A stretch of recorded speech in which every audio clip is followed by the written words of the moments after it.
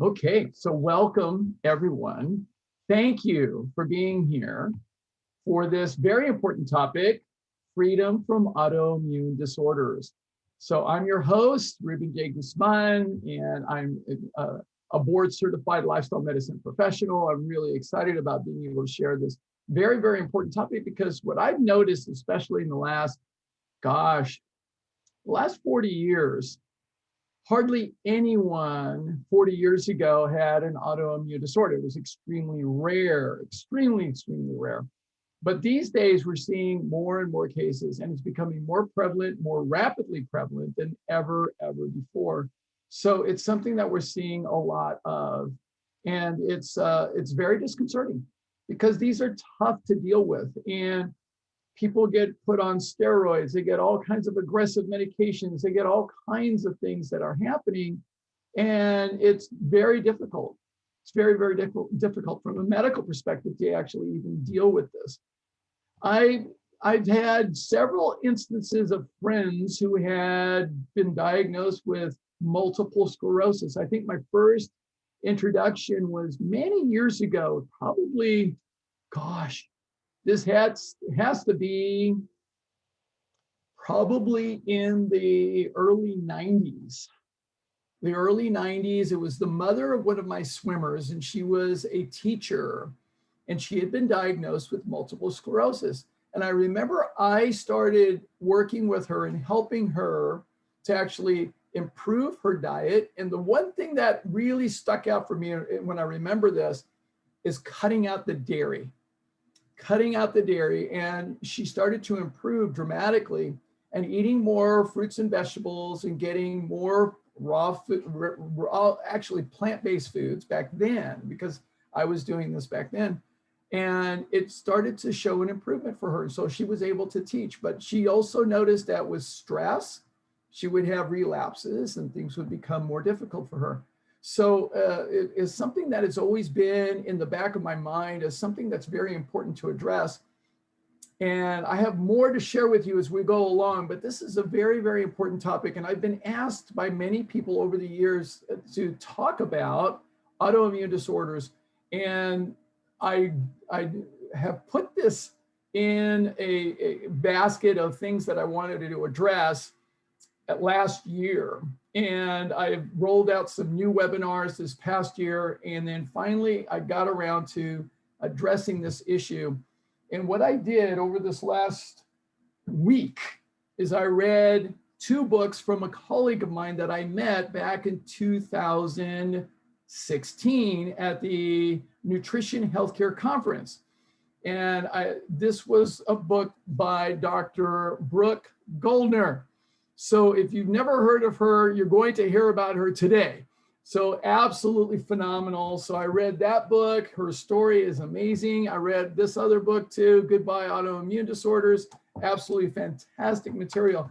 I was very impressed with her back then, but I didn't realize the significance, the importance, and the detail because I hadn't read her books yet. So I finally dove in, and I'm glad to say that I did because it's been illuminating for me. And like I've told you all along that I'm a student, always have been, always will be. And I'm learning new stuff that I'm adopting today. And this has been a game changer for me this week. It really has. It's been awesome.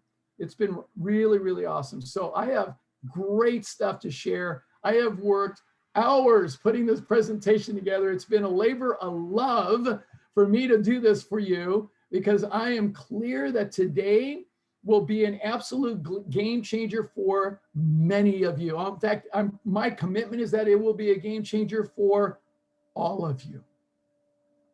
And I feel passionate about this because you know what? People struggle with their health, and sometimes people try and they try and they try and they try, and they don't know the answers. They don't have clear answers. They don't have a clear path. Today, I'm really clear that what I'm going to share with you today from what I've learned is going to make a huge difference for so many people. So get ready. Are you ready? Are you ready? Raise your hands if you're ready. Okay, good. All right, so really, let's get ready. So in the chat window, as I'm getting ready, here's what I'd like to ask you, a couple of questions. if you have struggled with an autoimmune condition, whatever it is, whether it's rheumatoid arthritis or scleroderma or chronic pain or lupus or multiple sclerosis or mixed connective tissue disorder or Hashimoto's or Sjogren's or chronic fatigue syndrome or any other condition, put what you have been dealing with and for how long. And it may be a family member, maybe not even you. So what you've been dealing with and for how long, please put that in the chat window, because I want to get a sense of how people have had for such a long time. So thank you for sharing. So go ahead and share that. So what condition you've been dealing with and for how long? How long? So that's my first question that I have for all of you. Okay. Chronic pain for 25 plus years, MS since 1994. Keep going, come on. I know some of you are out there. You've got all kinds of issues out there. So please share, whatever the case may be. So go ahead and share. And then I have a second question for all of you. Now, all of you have to answer. Okay, so what has been the dietary approach? 30 years of chronic fatigue syndrome, lack of energy, got it.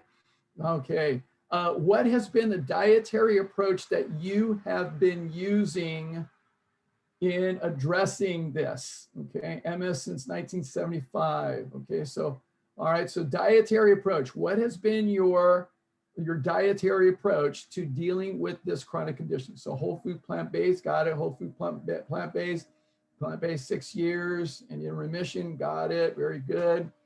Okay, PICOs, okay, go ahead, keep on answering. What has been your dietary approach? Okay, whole food, plant-based, 1.5 years.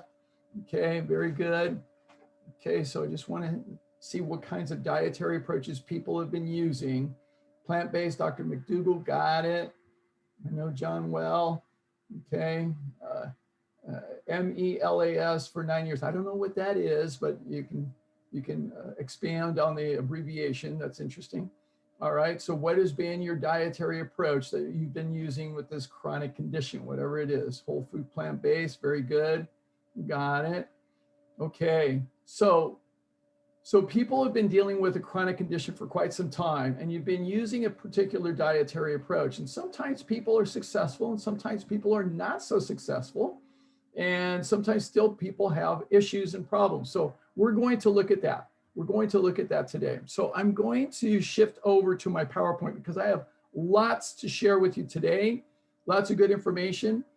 By the way, every single one of you that registered, I will be sending you a follow-up email with the recording, the link to the recording of this webinar. In addition, you will also get all the slides that I use from today, and you will also get all the resource materials that I'm using for this, including recipes.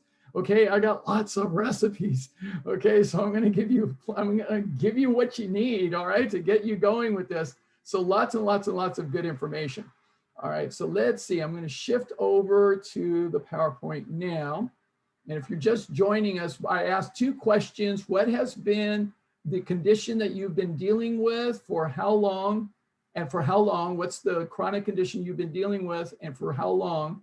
And then the second second question is, what has been the dietary approach that you have been predominantly using in addressing this condition? So go ahead and put that in the chat window. I'm going to shift over to the PowerPoint slides. Okay, so slideshow. Okay. Here and click here and click here and click here and click here and click here, and we're live. Okay, great. Awesome, awesome, awesome. Okay, so we've got it set up here. All right, very, very good. So, all right, freedom from autoimmune disorders. I'm so excited to be sharing this with you today. And by the way, use the chat window, if you would, to answer my questions. And then in addition, try to avoid having conversations with each other because it gets to be distracting. So just don't do that. I would just, that's my request, okay? So, and then I'm gonna send you all the information, and then I've got some questions for you later on as well. Let's see here. Look at this, we got several of you on, really great. Okay, so my name, Ruben J. Guzman. For those of you who have never been with me, welcome to being with Coach Ruben for the first time. It's my honor, my privilege to be with you. And I am just really excited about today. So my initials after my name, MPH, does not stand for the speed that I drive my car. Okay, so it stands for Masters in Public Health. I know it's a constant joke. But anyway, I got that degree from UCLA. And here's my, just to share with you, this has been my education. So I went to California Lutheran University. That's where I did my undergraduate. Graduated 1980. From there, it was wonderful. I loved my education there. It was fantastic. I was biological sciences and pre-med, and it was just fantastic. Went to work for a couple of years in the hospital, Los Robles Regional Medical Center. Then I went to UC Davis School of Medicine, and I spent 3 years there studying to become a physician. And I was doing research that was looking at the relationship between obesity and chronic diseases, interestingly enough, right? So I was looking at that, and my advisor said, Ruben, you're onto stuff here, but we don't have the resources for you. Why don't you take a break from medical school? You can do that with the option to come back, no problem, and go to the School of Public Health. And I said, that sounds very fascinating. I didn't know what public health was, but when I found out what public health was, I was absolutely in love.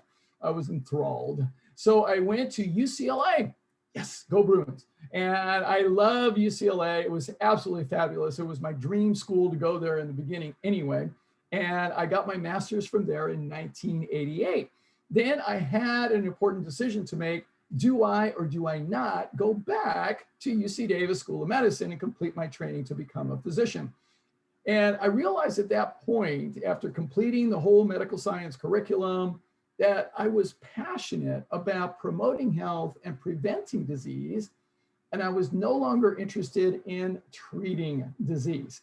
So I made a bold decision back then, because it was my decision, my choice, to really be true to myself. And I chose not to go back to medical school. I didn't want to go into that environment. I just didn't want to do it. I couldn't bring myself to doing it. And I decided to study lifestyle medicine on my own. That was my passion, but I was ahead of my time. There was nothing called lifestyle medicine back then. So I went into healthcare administration, did that for about a dozen years. And then in 2016, and then I went into consulting. And then in 2016, I went to the Nutrition Healthcare Conference in Anaheim. And that's where I met Dr. Brooke Goldner. But at that same conference, I was introduced to the American College of Lifestyle Medicine. Now, those of you who are on here who have never heard of this newest branch of the American Medical Association, it's a new branch. It is an evidence-based approach to prevent, reverse, and treat chronic disease using lifestyle measures. Lifestyle measures. So the American College of Lifestyle Medicine is exciting. It's exciting. So it's using lifestyle measures instead of medications. And guess what? We have better results. Better results. So nutrition, physical activity, emotional well-being, alcohol and tobacco reduction, healthy relationships, hydration and sleep. These are the spokes of the wheel of lifestyle medicine. And this is a legitimate branch of the American Medical Association. You got the American College of Cardiology, American College of Orthopedics.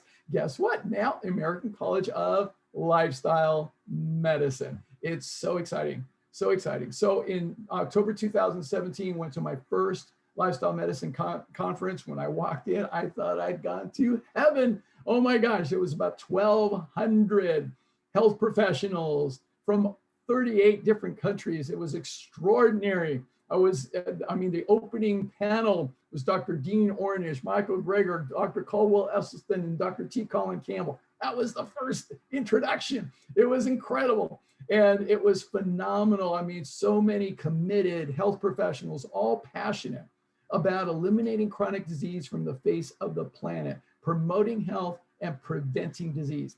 Yes, it was extraordinary. Had a great time. And then they also announced the opening of a board certification opportunity. So for the first time, so one classification was for physicians. I would expect that for MDs and DOs, but was very interesting and exciting for me was the opportunity for board certification as a lifestyle medicine professional.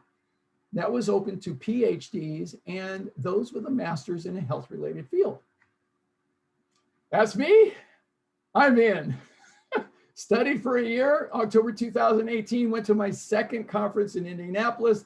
After the conference, I passed my board exam and I am one of the first board certified lifestyle medicine professionals in the world. So I want you to know that. So it's very exciting. So I can do everything that the MDs and DOs can do, except I don't manage medications. So that's the great thing. So I'm basically your doctor of health, which I'm really excited about. I love being able to do this. It's something that I believed in. I've been doing actually, I've been actually practicing lifestyle medicine since my first year of medical school. So since 1983. So I've been doing this for quite a while. So I love this, love this, love this. I'm also a member of the Institute of Coaching, which is affiliated with Harvard Medical School. I love this as well. Lifestyle medicine coaches are a part of this. And I get to live into this quote that Thomas Edison said well over 100 years ago, that the doctor of the future will give no medicine, none, but will instruct his patient in the care of the human frame, in diet, and in the cause and prevention of disease. That's what lifestyle medicine is doing. That's what we're doing.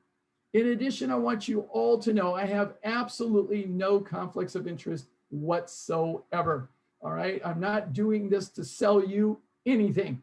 All right. I don't have any products, no gimmicks, no scams, nothing like that. All right. So I'm a professional. Yes, I make a living. I'll tell you what my services are, but that's all that's going to happen here.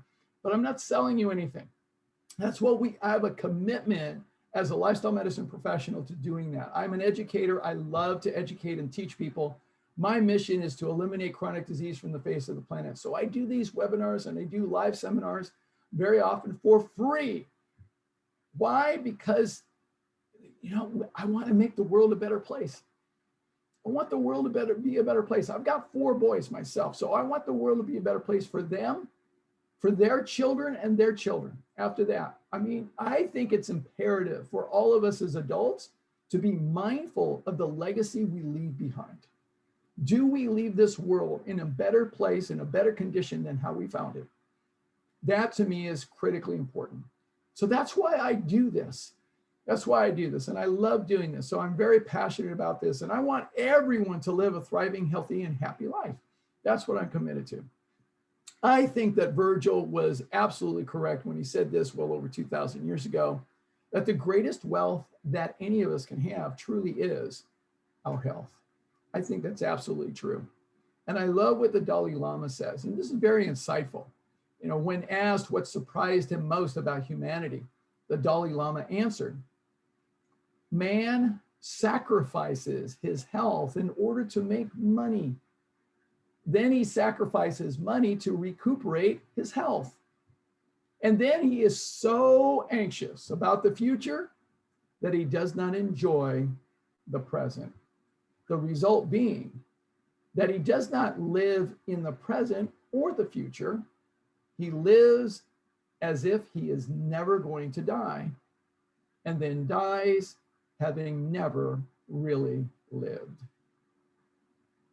Powerful words, really powerful insight. I can't tell you how often I have seen this. I coach CEOs and executives. I've been doing that for I've been doing that for over 20 years now.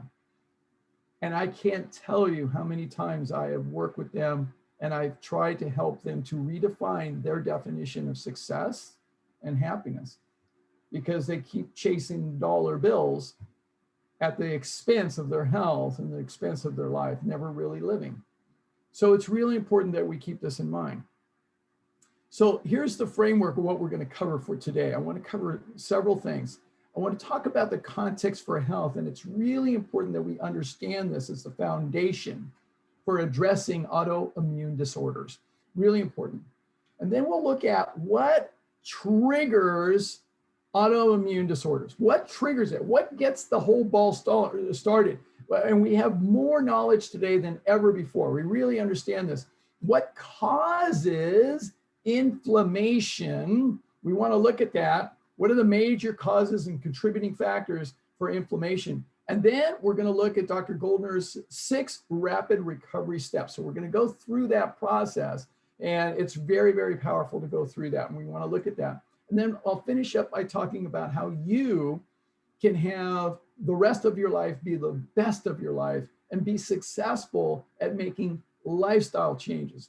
And now, one of the things that Dr. Goldner and I, we're on the same page completely on this. We believe that this whole approach is a lifestyle change. It's not just information. It's not just taking a pill. All right. It's about changing lifestyle. That's what it has. That's what it's got to incorporate. All right. So let's get started. And again, I'll let you know, I've been such a student this week. I read 2 books this week. So the thing is, I'm a student, always have been, always will be. I have many, many teachers. One of them has some important words to share with you today. You must unlearn what you have learned. So I'm hoping you're willing to have an open mind, as Yoda suggests. All right, so let's look. My good friend, Dr. Stephen Loam, he's a cardiologist and a board-certified lifestyle medicine physician in the Chicago area. And he says that there are 5 major factors that keep America sick. All right, so one of the things that keeps us sick is our United States government, the entire government. Why? Because the government, I can tell you this, because I actually was appointed by the Sacramento Board of Supervisors to the Public Health Advisory Commission. I served for a couple of years. So I can tell you, government does not put public health as a priority. No. That is not the priority. It doesn't happen. So we've seen this last year and a half. It's been really quite embarrassing when we look at the United States performance with COVID-19 compared to other countries in the world. Woo, we didn't do so well. That is for darn sure. Now, another thing that keeps us sick is the medical system itself. Now, I can speak to this having been inside the belly of the beast at medical school, because when it comes to understanding health and nutrition, doctors know almost nothing, okay? We at UC Davis had a whopping 10 hours of nutrition, the most in the entire United States, 10 hours. And the book was provided for us. We didn't have to pay for it. It was provided for us by Upjohn Pharmaceuticals. I kid you not. All right, so clearly a conflict of interest. And then on the board exam, there were about 60 plus questions related to pharmaceutical drugs.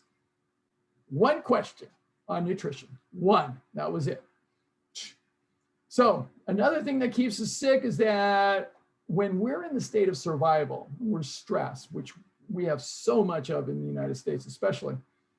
Our brain is automatically wired. We'll talk more about this in just a few minutes, but our brain is automatically wired to do 3 things when we're in the sympathetic state and in the state of survival: seek pleasure, avoid pain, and conserve energy.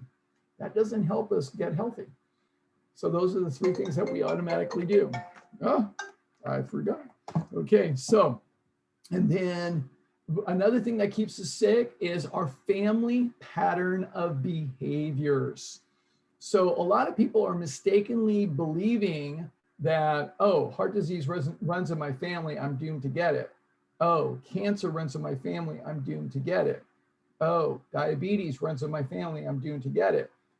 But that's not true. We're going to talk more about how this works, but it's not the genetics. A lot of people think that these are genetic disorders. That's not true. We're going to talk about the connection between genetics and lifestyle. And then the 5th thing that keeps us sick is our food industry. Yeah, our food industry and our lifestyle around food, especially fast food and restaurant food. Do you think for a moment that Carl's Jr. and McDonald's have your health, as their #1 priority? No, that's not happening. So we have to be realistic out here. I mean, we live in a capitalistic society, nothing wrong with that, I get it. But we have our priorities misplaced as far as health versus money. So that's the problem that we're facing. That's what keeps us sick. Lifestyle medicine is an answer to this.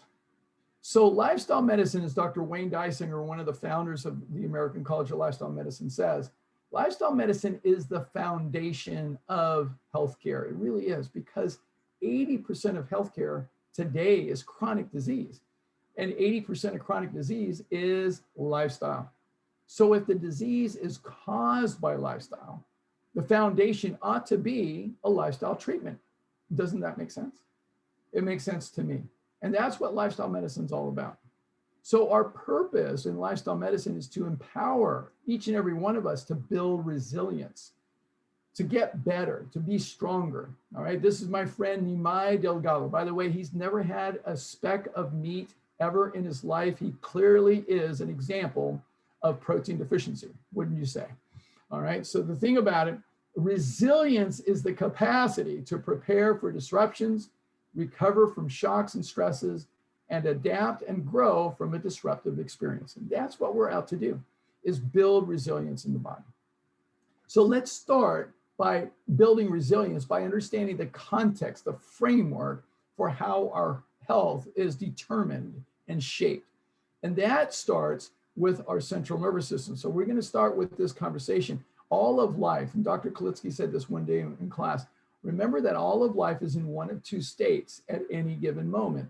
Either it is surviving or it is thriving, and that's all there is. And when he first said this, I was a little perplexed, and I raised my hand. I said, I'm really wondering, are you saying it's just one or the other, Dr. Kalitsky? And he said, that's exactly what I said, Ruben. And I raised my hand again, and I said, I'm thinking there's got to be a spectrum or a gradient or a bell-shaped curve. I just finished taking statistics, right? So he said, no, it's one or the other. And then I said, Dr. Kalitsky, I'm still not getting it. And these famous words, sit with it, Ruben, you'll figure it out. He did that to me quite a bit. So I sat with it for 3 years. 3 years, I'm in my first year of medical school, taking a class in embryology, which is the study of the embryonic period of human development, which is from the moment of conception, I'm sure you know how that point gets started, to the point where everything is there and it just gets bigger after that. So after that, we call it a fetus. So this embryonic period corresponds with the first trimester. So if you're a mother, you probably remember your first trimester. If you're a father, you may remember her first trimester, because at 2 o'clock in the morning, she was asking you to go out and get some pickles and ice cream. So anyway, it happened to me. So anyway, early in our development, we all look like this, a ball of cells that is all the cells are indistinguishable from each other. So they all look alike. And the ball gets bigger and bigger and bigger and more cells. And finally gets to a point where it starts to fold in on itself and starts to form a tube of cells. This tube of cells will become the first organ system in the human body to become distinguishable and operational.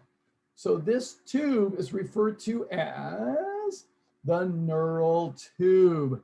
So the neural tube will give rise to what we refer to as the limbic brain. So it's the core of the brain. So the deep inner features of the brain. So this is what sometimes we refer to as the primal or primordial brain. So it's the hippocampus, and it's the hypothalamus and the pituitary, all of those features in the brain. And it's all connected to the entire spinal cord. So this is the electrical system of the body. And the professor said that just like any electrical system, it's got 2 currents. So once it's turned on, it's going to be operating either in the positive current or the negative current. So the positive current we refer to as the parasympathetic branch. Now, when it comes to autoimmune disorders, this is critical to understand. This is critical to understand right here. This is the crux of the matter right here. This is the foundation. So when we are operating in the parasympathetic state, it's going to affect every organ system in the body and every cell in your body in a particular way. So That's the parasympathetic state. So that's the positive current. Now, when it comes to autoimmune disorders, this is critical to understand.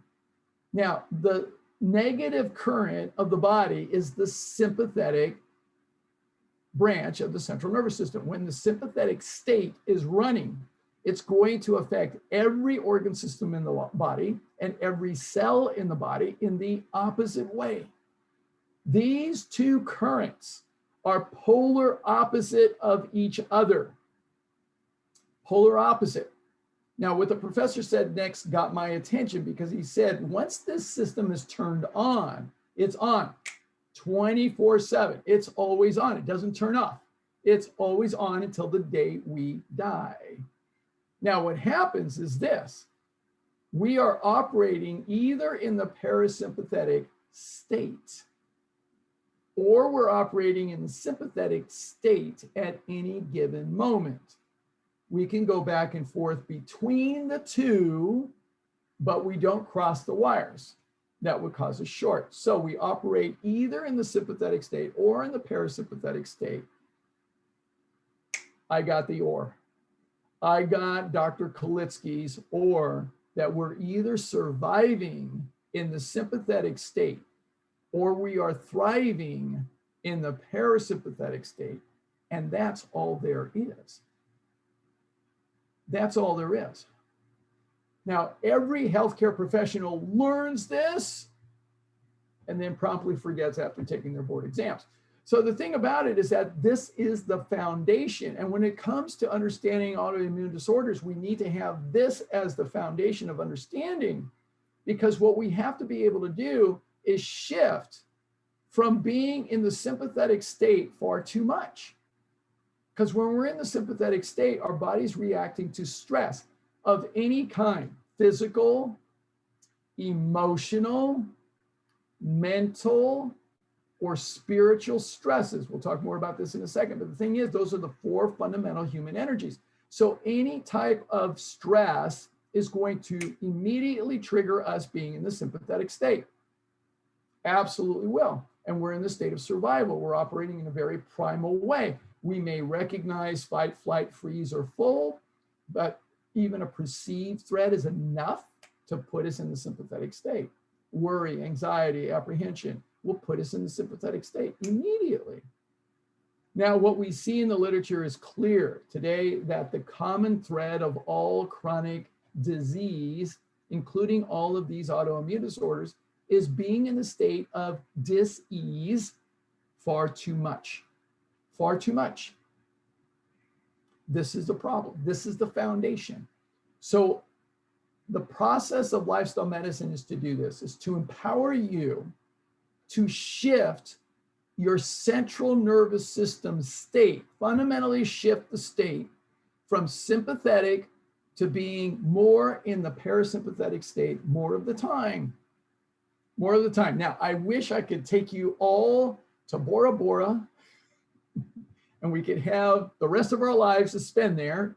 If I was independently wealthy and I had all this unlimited money, I'd just take everybody with chronic disease. We'd all go to Bora Bora and we'd live happily ever after. But can't do that. Sorry. So the thing about it is that what we need to be able to do is learn the strategy so that we can actually live in more of the parasympathetic state, more of the time. More of the time. That's when our body experiences peace and pleasure and restoration. It restores itself to how it should be and how it will be and how when it's healthy. And we are able to have effective digestion. We experience fun, play, and ease. We're thriving. Our body heals itself far better than any medication. Far better. See, when we give medication, we don't change the central nervous system state. All we do is we put a mask on top of that problem, but we're still staying in the sympathetic state. This is the problem that medicine has confronted in dealing with chronic disease. The foundation of the chronic disease is not a deficiency of prednisone. It's not. It's a deficiency of being in the parasympathetic state.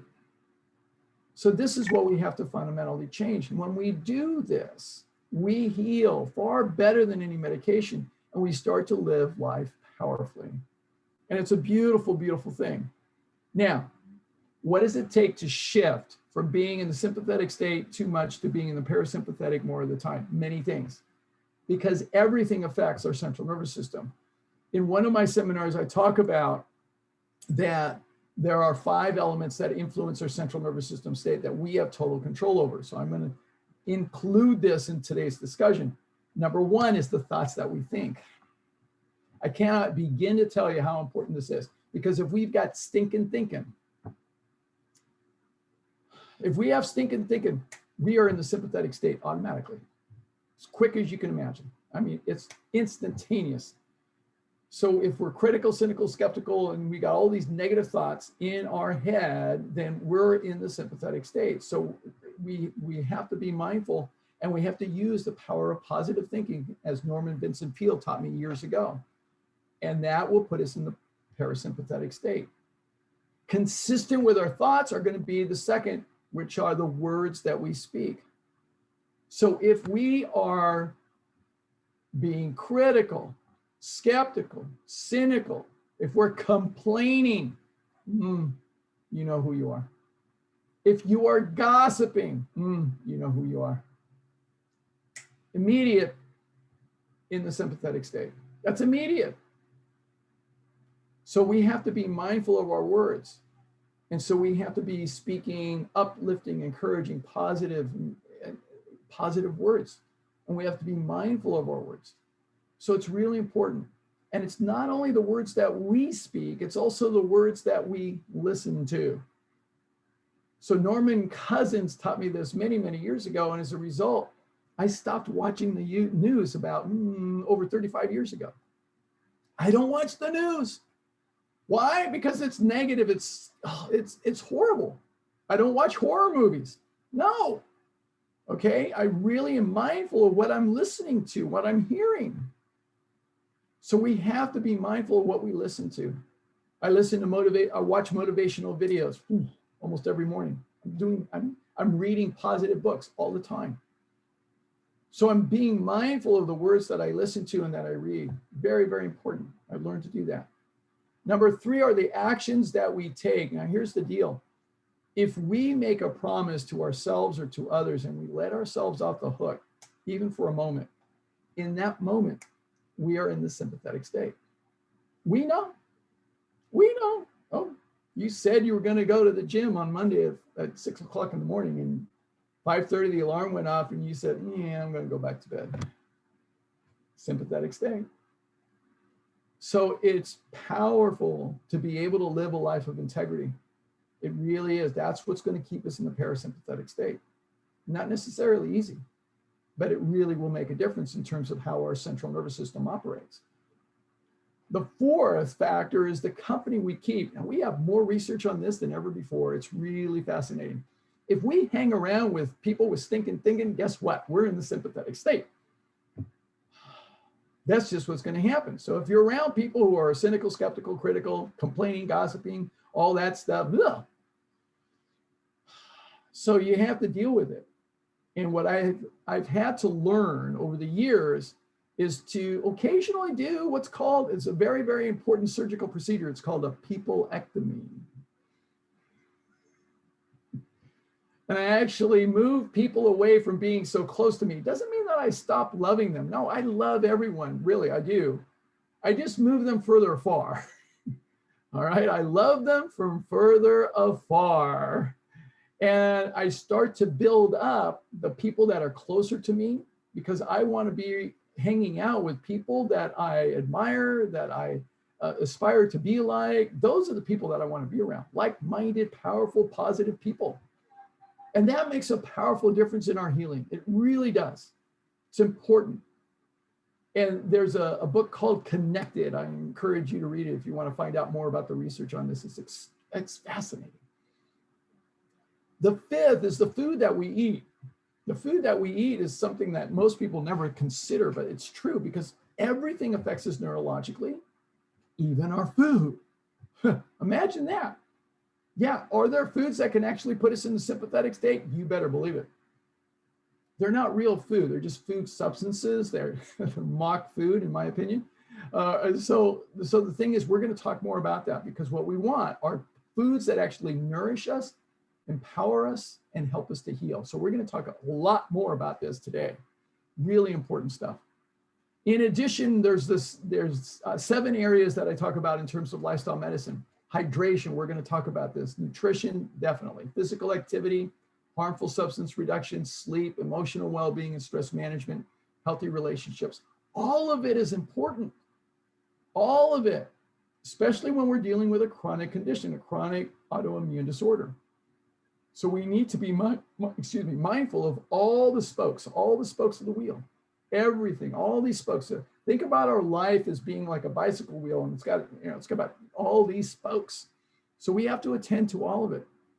I mentioned earlier that stress can affect us, whether it's physical, emotional, mental, or spiritual. These are the 4 basic energies, the 4 fundamental energies that we have as human beings. So physical energy, yeah, it's our food, our exercise, our sleep, and resting, but there's more to us.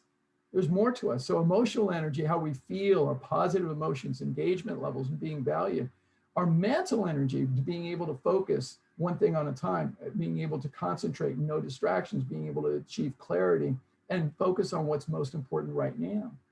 And then our spiritual energy is not religion, but it's our sense of purpose, our values, and what matters most to us. Things like family, for instance. That's a very powerful spiritual value.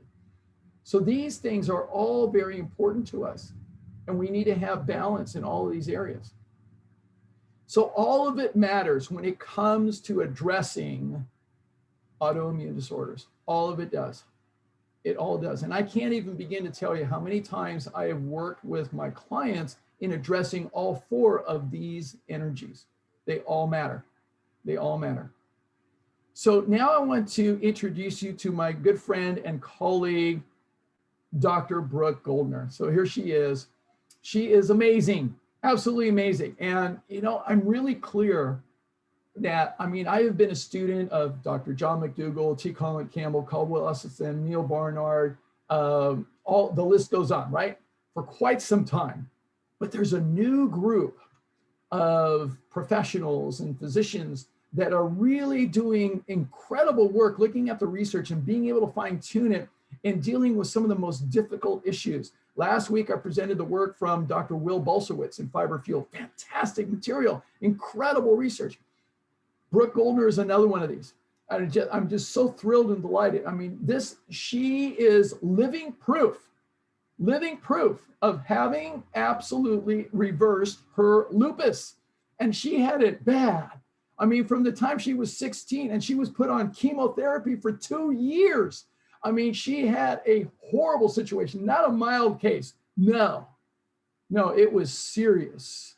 It was serious. And in fact, she'll even say that if it weren't for the medical doctors and the intensive treatment, they saved her life.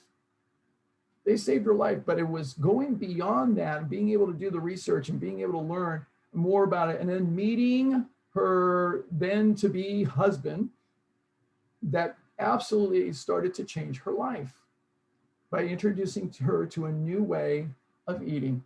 So really extraordinary. So just to show you, this is her before when she actually had severe MS. This was her.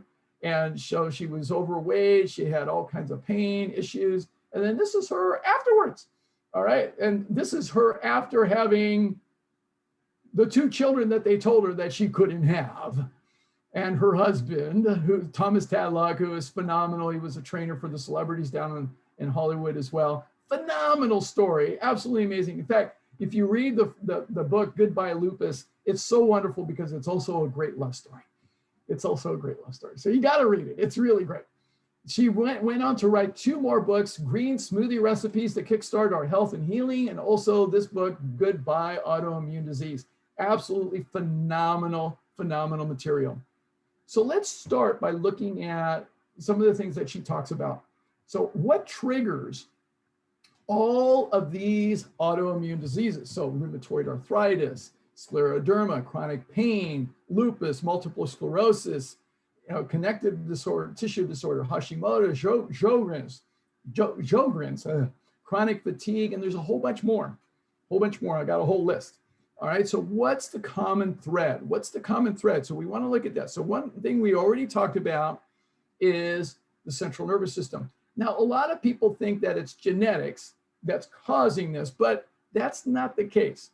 So there are two major factors when we look at the big picture. So genetics, yes, genetics is an influence, but genetics only determines what type of disease you will get if, and I want to put this emphasis on if you chronically harm your body, all right, with your lifestyle. So it's if you harm your body, the genetics will determine what type of disease, whether it's chronic fatigue, multiple sclerosis, the list goes on, right? So it's only a 20% influence. Lifestyle habits will determine the extent and duration of the inflammation that leads to the actual disease. Lifestyle habits. And a lot of us sometimes we're not really sure about our lifestyle habits. We don't realize some little things can make a big difference. So it's our lifestyle habits that is the major contributing factor here. That's the driver. It's 80% influence. A way of thinking of it, we say this in lifestyle medicine all the time, that genetics loads the gun. Okay, it's true, it's a factor. But lifestyle pulls the trigger. Okay, so if we can change our lifestyle habits, we don't pull the trigger, that bullet never gets fired off. All right, that's what we want to be able to do. We want to mitigate the firing off of the gun. So we don't want to do that. So these are immune disorders, right? Autoimmune disorders. So one of the things that we need to understand that the vast majority of our immune system is actually in our gut. Yeah, we talked about this last week, that the immune system, 70% of our immune system is actually harbored in our gut. All right, now what happens is that the immune cells, where do they live? They live on the other side of this one cell layer barrier between the inner part of the gut microbiota live there. It's what we call the lumen. So the opening of your gut, all right, that's where all your food is and it's all getting processed. But there's one cell layer thick that basically separates the gut microbiota from all of the immune cells that are there. They're harbored in there. That's 70% of our immune system is in our gut. So what we eat in our microbiome absolutely has a huge influence on our immune system. Huge. And we talked about this last week. So we're building on what we talked about last week. So it's always in constant communication. And it's fascinating because what we see is as the microbiome has been deteriorating in this last 50 years, 70 years, this last 70 years has been deteriorating because of processed foods, fast foods, restaurant foods. All right, last 70 years has been deteriorating. So from 1960 to 2000, we've seen a tenfold increase in asthma. Tenfold? That's not a genetic shift. No, that's a lifestyle shift. That's something changing in the immune system that would have to be the gut. I remember years ago, my God, it was one of my first clients that I worked with. This is probably as I was a speaker for Vistage. So this is 15 years ago. Up in Seattle, a young executive who was also a distance runner, loved running, and was planning to run another marathon. She'd already run about 4 or 5, and she was having difficulty breathing. And so I asked her to send me what she was eating all the time, and it just popped out at me. Dairy. I said, oh my God, cut the dairy. That was the first thing she did. Absolutely amazing. I mean, she improved she was able to run again and actually improved in her running and her time in a marathon. It was really incredible. So we've seen a tenfold increase in asthma. Since 1950, type 1 diabetes, multiple sclerosis, Crohn's disease have all increased 300%. Whoa, what's up with that, right? So we have to look at the data here. We see this picture that's going on. And if we look, as Dr. Bolsowitz talks about, that immune mediated conditions are absolutely associated with dysbiosis. So Look at the list. This is the list, the longer list of all the autoimmune disorders, all the immune disorders, type 1 diabetes, celiac disease, multiple sclerosis, asthma, food allergies, eczema, seasonal allergies, eosinophilic esophagitis, dermatitis, herpetiformis, psoriasis, psoriatic arthritis, scleroderma, chronic fatigue syndrome, antiphospholipid syndrome, restless leg syndrome, Sjogren's syndrome, okay, rheumatoid arthritis, ulcerative colitis, Crohn's disease, microscopic colitis, ankylosing spondylitis, lupus, interstitial cystitis, autoimmune hepatitis, primary biliary cholangitis, sarcoidosis, fibromyalgia, Guillain-Barré syndrome, Behçet's disease, Kawasaki disease, ANCA-associated vasculitis. I mean, this is an exhaustive list. This is all immune related. This is all related to the gut, what we eat. And these conditions, they have one common thing, and that is this: chronic inflammation. Chronic inflammation. That's why so many people are prescribed steroids, because of this chronic inflammation. That's why, okay? That's why the doctors give the steroids, because they don't know how else to deal with it. They're going to treat the symptoms of the inflammation with steroidal treatments. Oh my God. Well, what's causing the inflammation? We now know more than ever before. Saturated fats cause destruction of the healthy microbes in the gut. Absolutely. Okay. So they're causing that destruction. Okay. They're causing an immune response in the gut, because I'll talk more about the saturated fat in a second. And they're causing tissue damage and actual hemorrhage, bleeding in the gut. Other specific types of fats, arachidonic acid and omega-6 fatty acids, also cause inflammatory immune mediators, prostaglandins, and leukotrienes. So a little biochemistry, just to help you to understand what's happening. A little bit, just so that you understand. I want you to know, I don't want to teach you biochemistry today, but I just want you to know, okay? All right, so not all fats are the same. All right, a lot of people say, oh, I just can't have fat, or there are healthy fats, unhealthy fats, but people don't know the biochemistry. So I want you to know a little bit more about the biochemistry. So these are four different types of fats, and these are the molecular structure diagrams for these fat molecules. So C represents the carbon atom, H represents the hydrogen atom, and O represents the oxygen atom. So this is where the beginning of the fat molecule is, as far as how we name it and number it. So this is what we call the head of the molecule, which is what we call the methyl group. Now, the one on the bottom, I want to bring your attention to first. Now, this one is a polyunsaturated fatty acid, and it's called alpha-linolenic. It's got the N and the second two N's in there. Linolenic acid, and what it has is these carbon-carbon double bonds. Now, carbon has the ability to attach to 4 different atoms at the same time. Now, these particular junctions, these attachments between these 2 carbons are with a double attachment, so it's a high energy bond.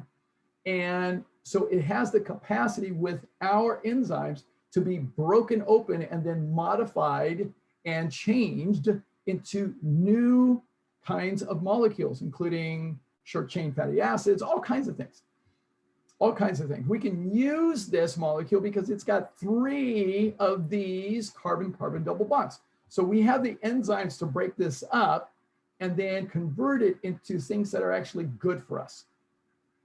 But what's so subtle is that here's this molecule up here, okay? It's omega-6.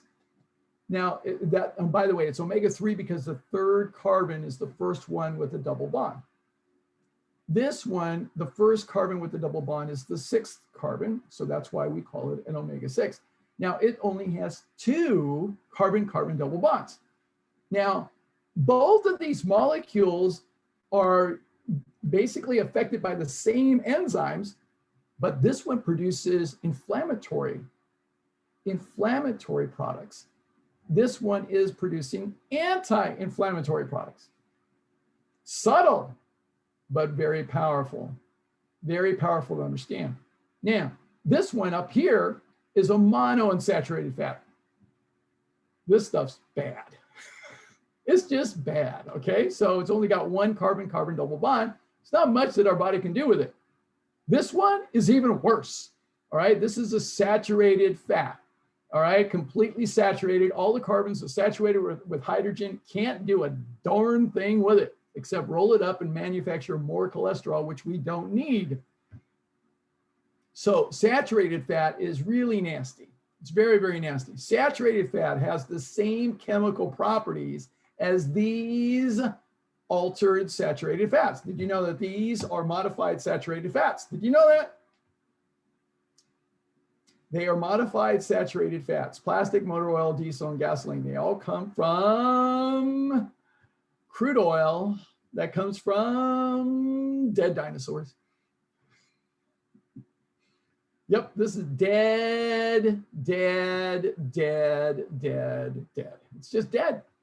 So we don't need this. So what we do need are these, the omega-3s. That's what we need a lot more of. Now, most of our food has some omega-6, but if we've got enough omega-3, we're doing well.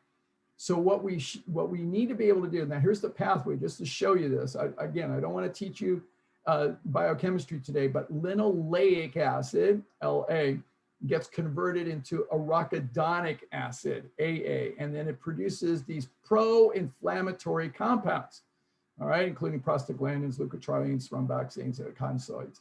All right, so now omega-3s, alpha-linolenic acid, ALA, gets converted to EPA, gets converted to DHA, and it's minimally inflammatory and inflammation resolving.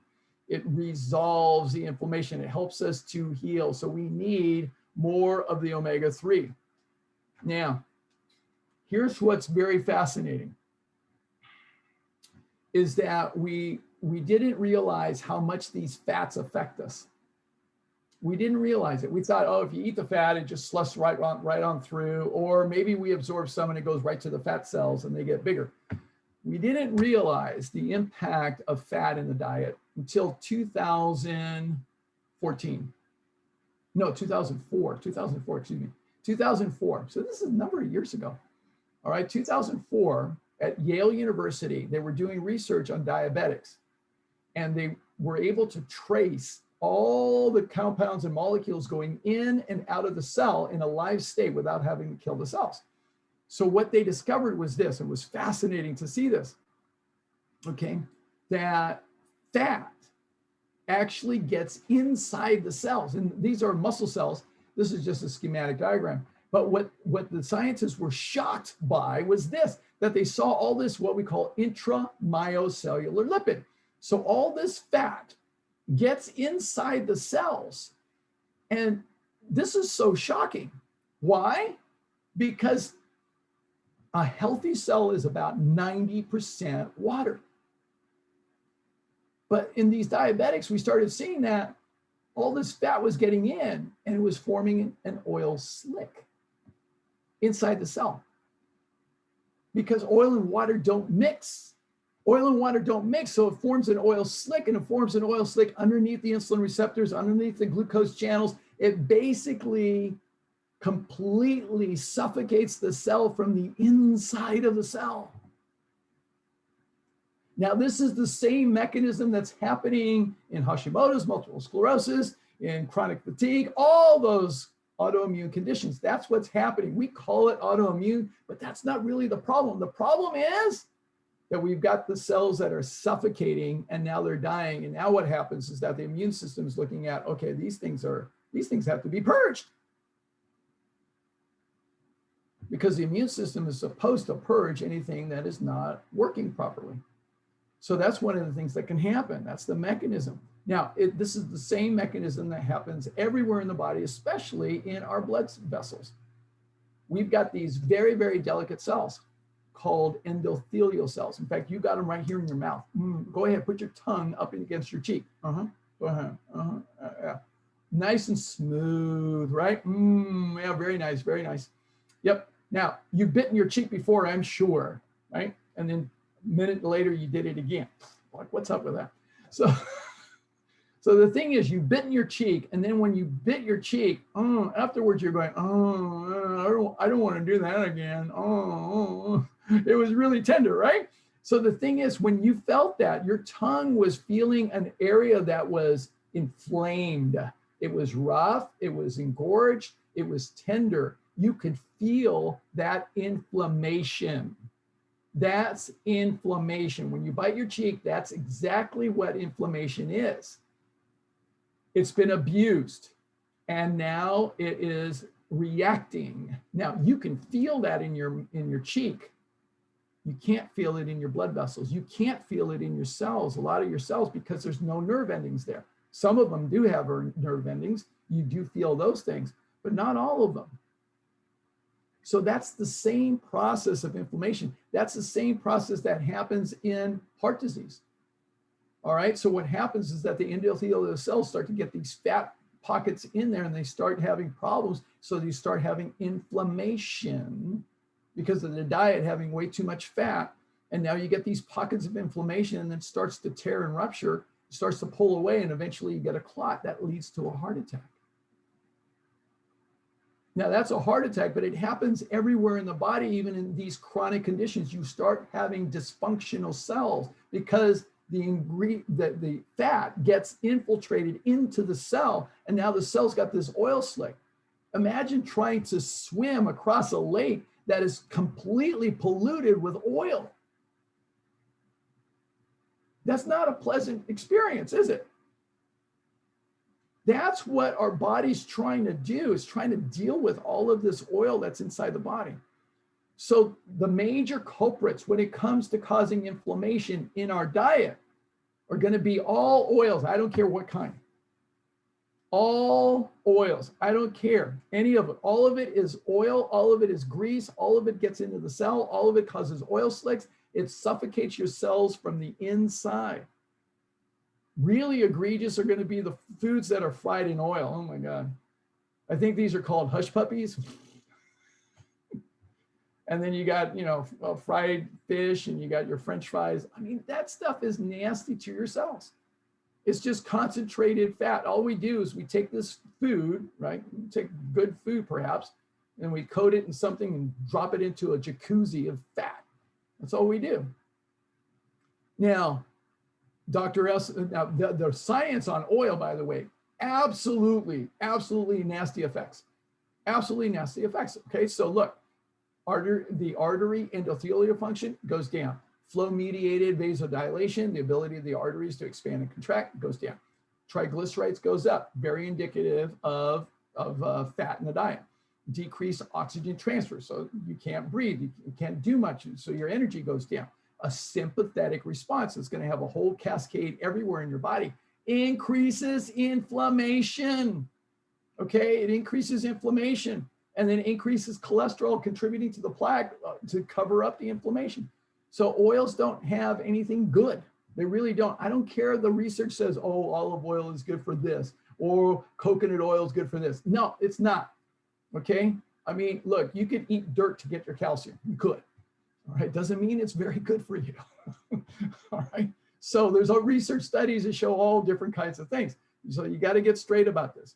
Dr. Esselstyn is very clear about this. He says, no oil. I hope you get that. All right, so make sure you're clear about that. No oil. All right, now, another thing that causes inflammation is going to be meat, dairy, meat. So we're talking about all meats, animal foods, all animal foods, beef, pork, poultry, fish, eggs. All of it causes inflammation. I don't care if it's been grass-fed or not. Okay, it all causes inflammation. It all does. All right, Dr. Clapper talks about all the toxins that are produced from meat.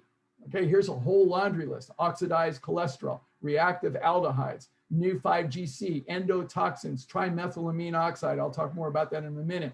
Carcinogenic heterocyclic amines, heme iron, bioconcentrated pesticides, herbicides, heavy metals, hormones, and antibiotics. whether it's grass-fed or not, whether it's wild or not, it's still going to cause inflammation. Please get that. It's real important. And the World Health Organization in 2015 did the research and showed that processed meats absolutely cause cancer, class 1 carcinogen, same as plutonium, asbestos, and nicotine. And then all the red meats are class 2A, probably cause cancer. Yeah, we're not definitively sure, but probably cause cancer. Is that a worthwhile risk? Would you want to give your child something that probably causes cancer just to be on the safe side? Sometimes it amazes me. So you got to get the straight story. And by the way, gentlemen, I'm talking to you now, all right? This is your erectile dysfunction starter kit. So if you enjoy being impotent, if you enjoy that, keep at it. If you want to get this straight, but by the way, ladies, get your men to get straight about this. Get them off this stuff. No sense being on Cialis and all the other drugs. Okay, so forget that. All right, now eggs, oh my God. Oh, seriously harmful. All right, so there's the same amount of cholesterol as a Big Mac in one egg. More than 60% of the calories are from fat. And we have data that shows it increases the risk of cardiovascular disease, cancer, diabetes, prostate cancer. Guess what? It's going to do the same thing with any of these autoimmune disorders. Absolutely. It's going to contribute to all of those as well. Now, all dairy is also, like I shared with you the story of that one client that was a runner. Okay, dairy absolutely contributes to inflammation. Absolutely. It doesn't matter what kind, what aspect. I don't care if it's non-fat or anything else like that. It's still going to cause a lot of problems. Cheese is probably the nastiest because it's made from the milk fat. So it's about 70% fat. So it's a lot of problems in there. Now, dairy is not a health food. You just got to get straight about this. It's not meant for us. We're the wrong species, okay? We're the wrong species, all right? No, there is no mammal on the face of the planet that routinely nurses a different species of mammal by choice. By choice. Doesn't happen. So most of us are lactose intolerant, okay? It causes the risk of heart disease, allergies, asthma, insulin growth factor. There's so much data on this. It's just crazy on this. So dairy is not a health food at all. And there's just a lot of advertising and marketing around this. And it's really not a good choice at all. And please don't give it to your children. Please don't give it to your grandchildren either. Don't let them have that. All of these foods have these particular compounds. So red meat, poultry, liver, fish, milk, cheese, and eggs, all of them have these particular compounds: carnitine, phenylcarnitine, choline, and betaine. Again, I don't want to teach you biochemistry, but I want you to see this so that you understand how this works. These compounds are foreign to the human body, all right? We cannot use them. And so what we have to have is a particular species of microbes in our gut. These particular microbes then take these harmful compounds. Remember, they're right there in the gut. So they're going to take these and they're going to convert them to another compound called trimethylamine, which can pass into the bloodstream. So trimethylamine is also toxic, but it can pass into the bloodstream. So it's toxic, so it's going to get shuttled over to the liver. Now, the liver is one of our very important detox organs in our body. The liver helps us in detoxifying any toxic things that we get introduced to, whatever the case may be. So one of the processes of detoxification is to take something that's harmful and to then oxidize it. Oxidizing helps to weaken the nature of that compound, just like rust weakens iron. All right, so rust will weaken the iron. If you let a piece of iron out in the rain and then it gets oxidized for a long enough period of time, you keep introducing water and air and water and air, and eventually that piece of iron will get brittle and it'll break. So Oxidation weakens the molecule. So what we do in the liver is we're going to oxidize this trimethylamine and convert it into this compound, which is trimethylamine oxide. But it turns out it's still toxic. And it is what we have shown in the research is one of the major contributing factors to causing inflammation that contributes to atherosclerosis and heart attack, stroke, death, and revascularization. So trimethylamine oxide is another inflammatory compound. So we want to be mindful of that. Another thing that causes inflammation absolutely is going to be refined sugar. Refined sugar looks like a drug. It sounds like a drug. Guess what? It is a drug. So we want to be aware of that. Refined sugar absolutely promotes inflammation. Absolutely. And all host of other things as well. It will affect many organs in the body. It is absolutely a time bomb. We get addicted to it very easily. I can speak from experience. I was addicted to caffeine and sugar. Mountain Dew was my drug of choice. Yep. So it is very, very addictive. And so it's going to affect your brain. It's going to affect your skin, your genitals, your heart, your kidneys, your joints. So it is absolutely going to contribute to any of the autoimmune disorders. It's going to contribute to more inflammation. So we really have to be mindful of it. And it's sneaky. It shows up in so many ways, in so many food products. So we have to be aware of that. Processed foods also contribute to inflammation significantly. I don't care if it says lean cuisine or healthy choice. That's just marketing, all right? It is just marketing. It's not the case. I love this quote. It's very, very straightforward. Processed foods cause inflammation, a source of most chronic illness as well as stress. Absolutely the case.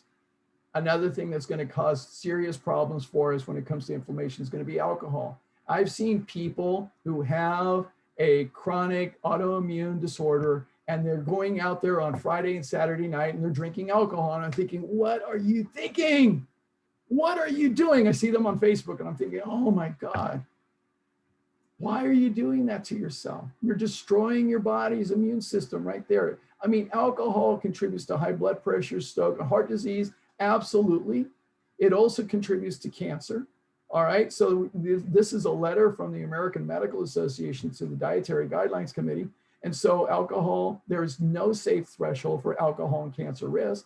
So you know it's causing inflammation for heart disease. You know it's causing inflammation for cancer. And it's the same risk of in terms of the equivalence. If one bottle of wine is the equivalent of 5 cigarettes for men, 10 cigarettes for women. So you know it's causing inflammation.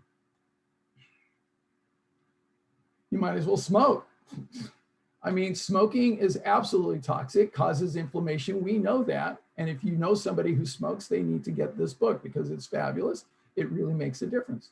Help people to stop smoking because that's not going to help any autoimmune disorder as well.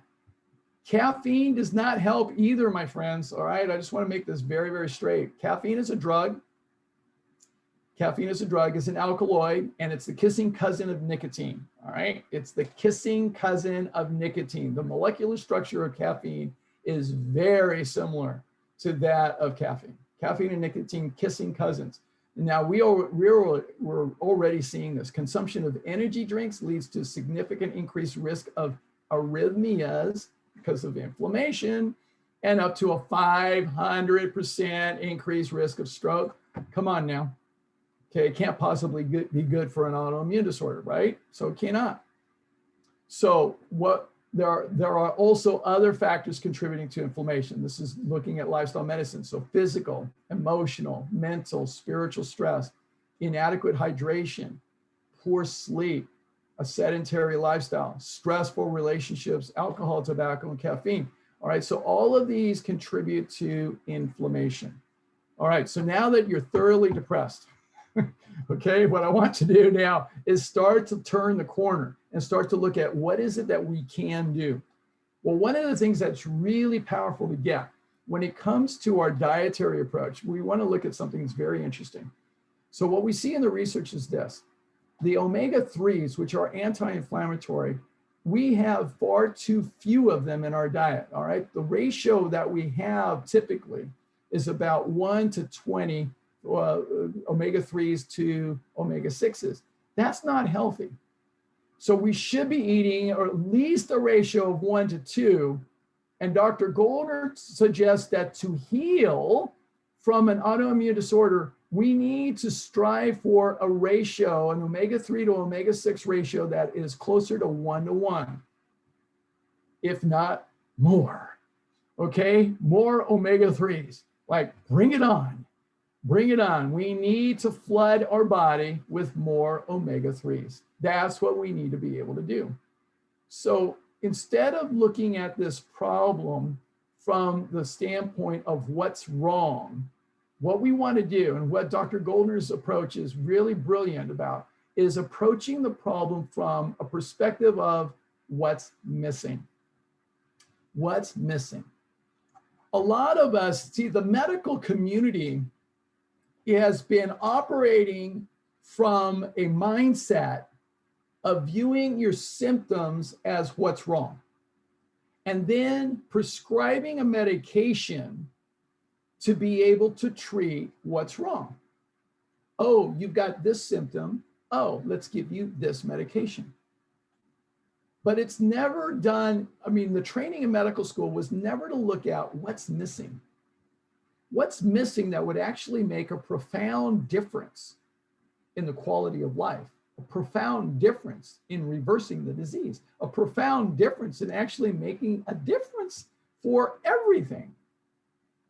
Now, athletes, and I've been an athlete all my life, so the thing is, athletes understand looking at what's missing. A good coach doesn't hammer on an athlete by saying, you did that wrong, you did that wrong, you did that wrong, you did that wrong. That won't help the athlete to improve their performance. A great coach will see what's wrong, but then give guidance on how to improve. To look at what's missing that we need to put in as a practice. If a swimmer that I was coaching was not getting enough distance off the wall from a push-off in their freestyle events, when they did their flip turns, then I would look to see what was missing. Oh, you're trying to twist on the wall, and then you're not getting as much of a push-off. So let's practice doing this. I want you to practice coming into the wall and flipping and then pushing off on your back underwater until you get past the flags. And so I would give them a drill to work on, to put something in that would make a difference in their performance. And lo and behold, they improved. That's what we do in sports. It's no mystery. That's what good coaches do. And that's what Dr. Goldner has done. She's been looking at lupus and autoimmune conditions like multiple sclerosis and many other things, to looking to see what's missing. Let's look at what's missing so we can put it into place and actually make a profound difference. Doesn't that sound better? That's what we're going to go after here. So I want to present to you her 6 steps. 6 steps to reverse autoimmune disease using supermarket foods. Supermarket foods. Yeah, you can get this at your supermarket. Yes, you can. All right, so this is what we're going to go into. So number one, we're going to look at the problem again. All right, so we're going to see the problem for what it is. Eliminate animal products. All types of animal products, all type of meat, beef, pork, lamb, fish, chicken, turkey, the list goes on, whatever it is. Wild, factory farmed or otherwise, grass-fed, doesn't matter. Doesn't matter. Eliminate all of them. They all cause inflammation. All eggs, all right? All of them cause inflammation. Doesn't matter if you even own the chickens and you got the chicken coop and you're taking good care of the chickens, it causes inflammation. All dairy, all right? Milk, butter, cheese, ice cream, the list goes on. Doesn't matter, all right? It doesn't matter if you got the cow in your backyard and it's grass-fed, still, it causes inflammation. You're the wrong species, all right? Now, all of these have massive amount of omega-6s and increase inflammation. They all do. And they all they all cause mortality from any cause. We have the research on this. All cause mortality increased by 50%. Now, this should be on CNN every single night, as far as I'm concerned. This is an abomination that it's not. All causes of mortality are increased by eating animal products. We should have that on CNN. Don't you agree? Now, that would be interesting if they did. So that's number one, eliminate animal products. Number two, eliminate added oils. Added oils, vegetable oils in particular, high in omega-6s. Even olive oil causes damage to the arteries, just so you know. Right? Even olive oil causes damage. A lot of people say, well, it doesn't have as much of the omega-6s. It still causes damage. All right, why do that? All of these are refined foods, all right? These are refined food substances. There are no trees on the face of the planet that have bottles of olive oil hanging from their branches. Doesn't happen. So these are all processed foods. They're all processed foods. You just have to get it. So they're man-made. They're not made naturally by nature this way. They're not. They're not. I had a friend of mine, he actually grew up in Sardinia, and he used to make olive oil. His family business was making olive oil. So he told me about the process of how they make the olive oil. Oh my, oh my. See, they have to go through extensive work to make this olive oil. So it is not a natural product. It just isn't. So don't have any added oils, right? None whatsoever. Number three, eliminate processed foods. Okay, all processed foods, all of them. Okay, so this is your burgers, your fries, your hot dogs, your potato chips, your pizza, your bacon, all of that. Ingredients, they have ingredients that are not naturally occurring. Okay, I sometimes refer to this as frankenfood. Frankenfood. So they are synthesized and they're man-made, and they often don't need refrigeration. Notice that Twinkies have a shelf life of forever. Okay, Doritos have a shelf life of forever. All right, so they have lots of what we call trans fats. They're even worse than the saturated fats. They seriously cause inflammation. Seriously, they're really problematic. So you want to stay away from them. All right, so that's the first three. That's the bad news. So these are the things that we want to get rid of and stay away from. Now we turn the page and we look at the things that we want. So what we want to do, what's missing in our diets, what's missing is being able to hyper nourish. And she emphasizes this hyper nourish. It's not just nourish, all right? It's more, it's being able to hyper, it's to accentuate it, it's to be able to do it at a large amount, it's to overcompensate for the inflammation that's been going on for quite some time. Some of you have been having issues for years and years and years. So what we have to do is hyper nourish. Medications aren't going to do this. We have to hyper nourish. So we need to realize, I mean, Hippocrates said it well, let food be thy medicine and medicine be thy food. So raw plant food is medicine. It is. And we need to go to the greens, to the fruit and the vegetables, all right, in particular, all right? So for hypernourishment, we're gonna back off the grains, not to say that you can't have them. I'm just gonna say we're gonna go to the greens, all right? We're gonna go to a little bit of fruit and we're gonna go to the vegetables, a lot of greens, a lot, all right? And as much as you want, that's what the Latin ad libitum means, all right? As much as you want, raw. All right, why? Because that has the highest content of vitamins, minerals, phytoenzymes, phytonutrients, polyphenols, antioxidants, everything that we need in its live state, in its fresh state. So we want these raw. That's the best possible. Now we gotta hypernourish a lot with the dark leafy greens. That is absolute gold for being able to decrease inflammation. So that's where we look for our spinach, our chard, our collard greens, our kale, all of those greens. So we need lots of them. And we need the cruciferous vegetables as well. Broccoli, kale, cauliflower, there's a whole bunch. All right, so that's where you want to go after. So you want to hypernourish, get lots of those. I would have showed you, but I mean, this is what's left of my wonderful salad that had all that wonderful food in there. So I had a wonderful hyper nourishing salad. So you want to just pile it on. All right, so bring it on. So lots of hyper nourishment with raw plant salads are a great way to bring this into your body. Absolutely fantastic. Now, you want to make sure that your refrigerator looks like a garden like this, teeming with life rather than a morgue rotting of death. All right, so get the death out of there. All right, get it out of there. Get it full of life. This is how my refrigerator looks like this. It's filled all kinds of great things. It's awesome. It's awesome. All right, in fact, here's just a sample. I just thought I'd show you a couple samples. So in the middle is breakfast. That's the oatmeal with lots of fresh blueberries and raspberries and all kinds of great things. And I got a couple salads on either side here. So these are examples of how you can get hypernourishment with raw salad, raw foods.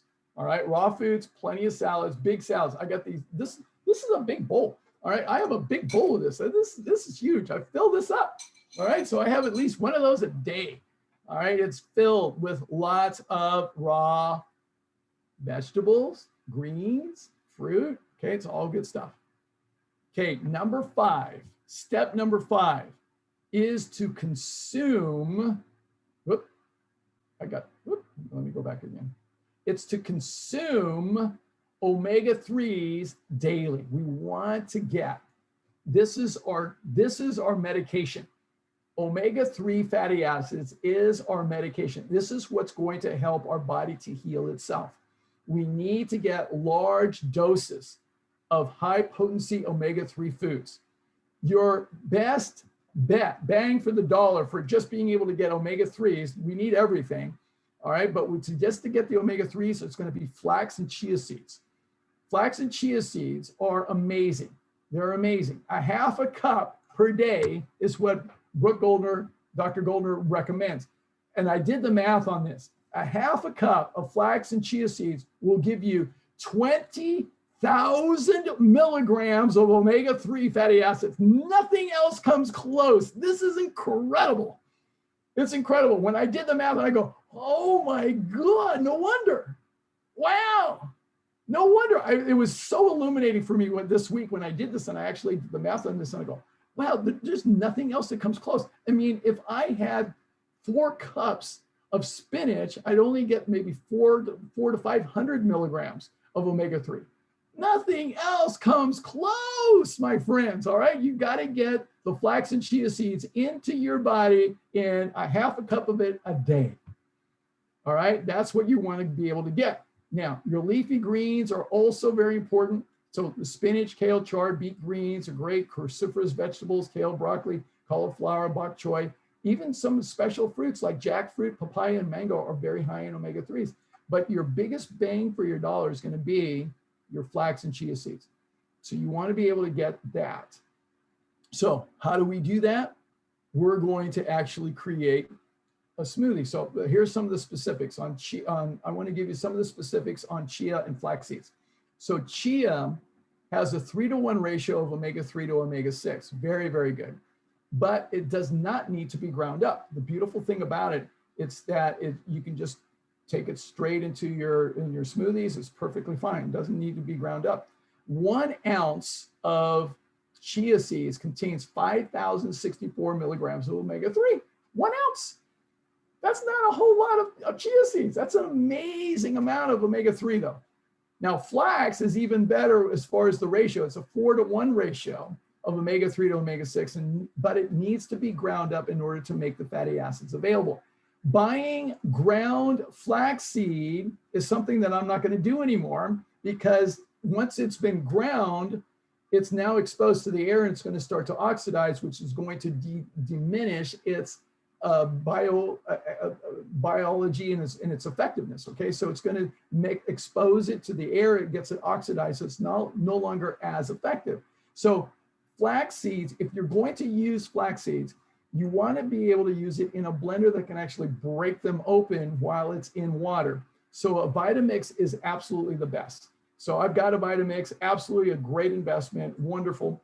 And so if you put the flaxseed in, you put the water in before you start to grind it up, then your flax seeds get completely ground up perfectly, and you don't have to worry about oxidation. 1 ounce of flaxseed contains about 6,479 milligrams of omega-3. It's incredible. All right, a half a cup is 4 ounces. So you multiply that by 4. That's extraordinary. That's extraordinary. So what we need to do is hyper-nourish our body by making these smoothies. And here is what Dr. Brooke talks about. So she's got an example. This is one of the recipes from her book on green smoothie recipes. So this is one. So here's the ratio that she talks about. Take your Vitamix or Blendtec, whatever, if you've got a high-powered blender that can emulsify everything, that's what you want. So you want to fill it up 75% of it with your power greens. So raw kale, spinach, chard, and then you fill that up to the level of the greens with water. So you pack it in. Take those greens. I'm going to send you a video. So don't worry, I'm going to send you videos, a lot of reference material, all kinds of good stuff. So you're going to see her actually doing this. So you take the greens and you pound this stuff in. You pack it in with the greens. You can mix it up, whatever you want. Red kale, she talked about, was very interesting. Red kale, the stems are not bitter, so you can actually use the whole thing. So pack it in. So 75% with the power greens, all right? Then you want to put in your frozen bananas, frozen berries, blueberries, raspberries, strawberries for this recipe, 25%, just to have it so it's palatable, all right? And then you also want to have your whole flax seeds or your chia seeds, whatever you want is perfectly fine. I like to put the chia seeds before I put in the fruit, so it makes it much more available for getting ground up. So you pack the greens into the blender, toss in a handful of the flax seeds, then you fill it up with cold water to the top level of the greens, smash in the rest of the space with an equal amount of ripe banana and berries. Then you blend it for 2 to 3 minutes on high with a high-powered blender. And what you end up with is this. This is what you end up with. It's fabulous. So you end up with a full blender of this, and this is amazing. And it's completely delicious.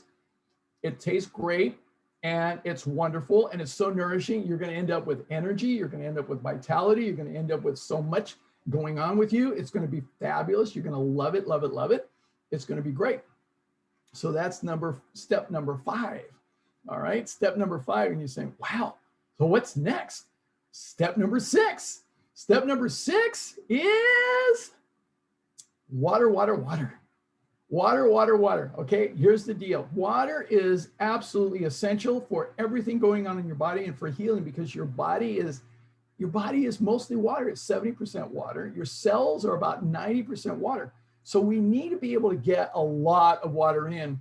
And the truth of the matter is, I've known this for the longest time, is that we're dehydrated, all right? We're just dehydrated. People are typically dehydrated. But Dr. Goldner has taken this to the next level. She realizes what she's recommending is that people get super hydrated, because that's what allows the healing process to take place more effectively.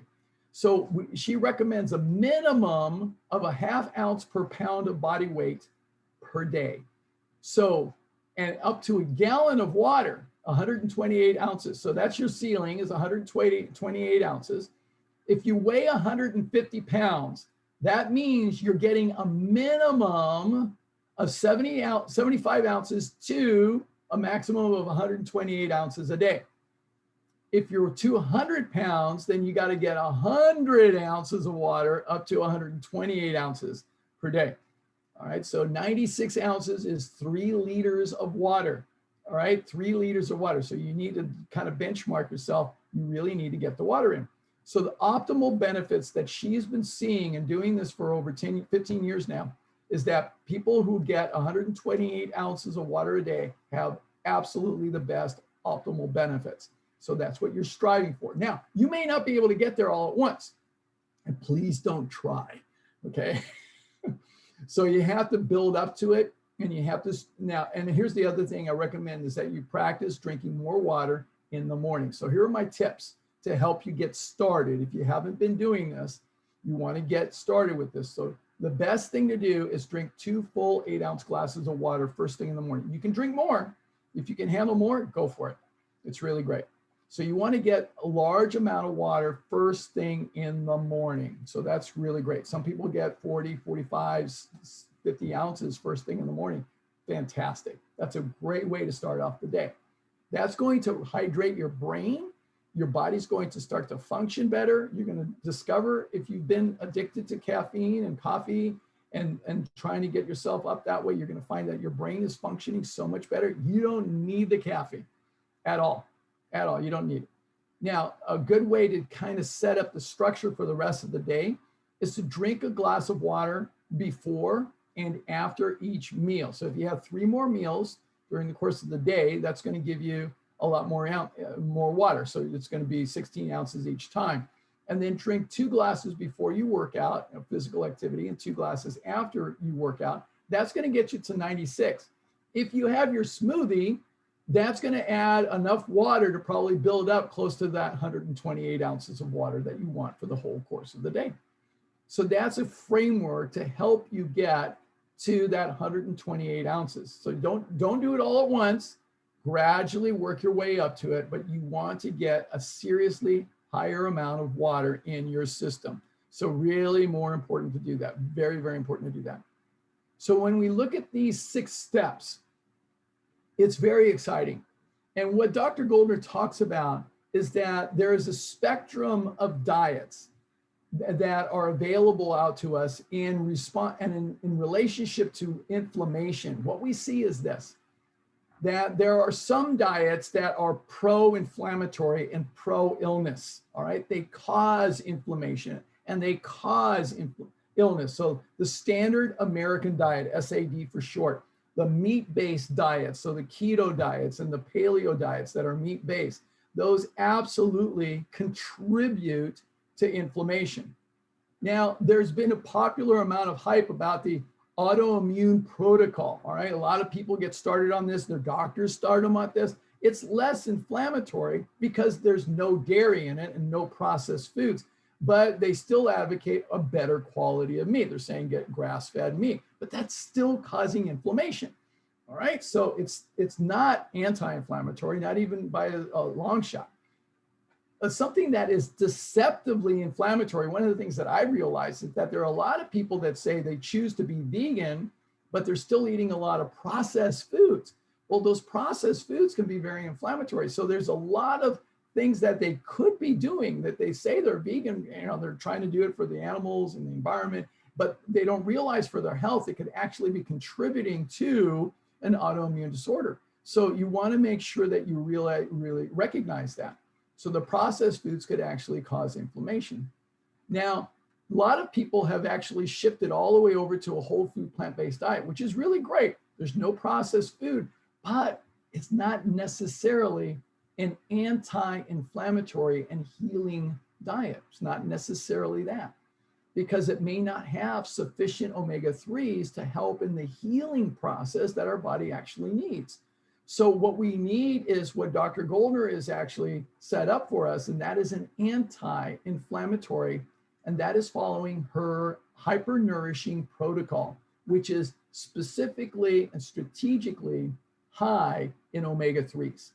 It's high in omega-3s and all the antioxidants and all the polyphenols and the raw plant food to help us to actually nourish our body, to help us to heal. And it really does a fabulous, fabulous job. So that's what we're striving for. Now, you may notice if you start this approach that you may have some detox reactions that occur, and that's perfectly normal, because one of the things that happens over time is that we tend to store toxins from inflammation inside the cells. And as we start this nourishing, hyper-nourishing protocol, we may end up with some things that show up as our cells start to release, because the cells start to work again. The oil slicks get cleared up and the cells start to work again. So the bad stuff gets cleared out and pushed out. So then we start to see things, especially on our skin. So we may see some rashes or blemishes. Sometimes people experience muscle aches or pains for a short period of time. Sometimes we even have emotional releases, and that's not uncommon for that to occur. So it really is something that is very, very common as part of the detox process. But there also are some other interesting reactions. Weight loss can occur. Yeah, and a very positive natural side effect really can occur. Increased energy can occur. You might find yourself, really having more energy and wanting to do things and like, wow, you got all this energy. And then you might find yourself sleeping better. Yeah, and not getting woken up in the middle of the night and being able to sleep more deeply and have better quality of sleep. Better mood. Somebody was asking me about depression just yesterday. And I've noticed this as well, is that what happens is that our brain starts to function. It improves our cognition, it improves our emotional affect, our emotional well-being. It really does. Improve bowel function. We want you pooping like a champ, okay? So the thing is, you're going to have good bowel movements. Yes. All right, we want you to be able to do that. Refer to my webinar from last week on Get Your Gut Healthy as far as that's concerned. So check those out. So you want to improve your bowel function. Yes, you want to be going to the bathroom 3 to 4 times for bowel movements. Great. Awesome. That's good stuff. Improve bladder function. You'll be able to clear out your toxins. You're going to have clearer urine, much clearer, be pale yellow to clear. Absolutely fabulous. So there's so many positive things that will happen as well. Now, if you are on medications, I want to give this as a special caution to all of you. If you're on medications right now, do not stop taking your medications. If you're on medications, keep going on your medications. You will need to work with your physician. I'm happy to work with you or work with a lifestyle medicine professional or lifestyle medicine doctor to help you in properly tapering off the meds, but you have to work with your physician that prescribed you the medication. All right, that's the law. That's how that works. So don't take it into your own hands. I'm going to also send you the video of somebody who did a very costly mistake. She was on steroid medications for her rheumatoid arthritis. And then what she did is she cut all the medications before starting this protocol. Not a good idea, because steroids have a very deleterious effect. What happens if you cut them suddenly, you can end up with what we call a rebound effect. And so this rebound effect causes all kinds of havoc, and it's not pleasant, and there's all kinds of complications that can ensue from that. So not a good idea to cut your medications, especially if you're on steroids. Those have to be dealt with very carefully. So make sure that you handle this properly, especially rheumatoid. A lot of these autoimmune disorders, people are on steroid medication. So you want to be handling them properly. You can start the program, start it with the hypernourishment right away. Just remember this, that this is a lifestyle approach. A lot of people want the quick fix. They want to go, they're standing in line for the quick fix. But that's not what we're offering here. What we're offering here is a lifestyle change. And it's going to take some work. It's going to take work. So we're going to have to look at everything. This is very important. When I work with all my clients, I am very comprehensive, looking at everything that affects their health and their lifestyle. So we want to look at all of it: hydration, nutrition, physical activity, harmful substance reduction, sleep, emotional well-being, stress management, healthy relationships. I'm just going to cover a couple more things. If you are able to be physically active, you want to be physically active as much as you possibly can. Some people are in pain when they do too much. Just do a little bit. Here's the caveat for all of you. Be consistent. It's better to do a little bit, a small amount, and do it consistently. Do a little bit and do it consistently rather than trying to do too much and cause a flare-up. All right, so do a small amount and do it consistently. If you can do a small amount and be able to tolerate it, that's where you begin. Now, in terms of improving your sleep, you want to focus on one thing important, very, very important for people with any of these autoimmune disorders, is work towards establishing a regular schedule. Really makes a difference. I have a whole webinar on sleep. Be sure to check it out, but you want to establish a regular schedule. So that's the one point I want to drive home for today. Really important. Now, if you need to rest, you rest. If you feel like you need to rest, you rest. Do what you need to. Listen to your body. Work on trying to create a regular schedule. Now, one of the best exercises that I think is very helpful for people that also helps with stress reduction is yoga. I think it's wonderful. I'm biased because I used to teach yoga for over 15 years. So yoga is a wonderful thing that can help with the physical body and the mindset. It's a very, very good thing to practice. I really recommend yoga highly. Meditation is also something that I recommend as well. And meditation doesn't have to be anything fancy. It's really simple, just relaxing your mind, relaxing your body, quieting your mind, and awakening your spirit. So that's really what meditation is all about. In addition, you want to practice being able to manage your stress. I have a whole Stress Management 101 webinar that you want to check out as well. And I talk about this particular exercise, which is controlled breathing. I'm going to send you the video from Dr. Huberman. And what he noticed is that all animals do this. Humans do it, we do it while we sleep. All animals do this while we sleep. In fact, if you have a dog or cat, watch them sometime when they're taking a nap. You'll see this. Periodically, what we do while we're sleeping, we'll take a breath in and then pause at the top of the inhale and then inhale a little bit more deeply, and then let out a long exhale.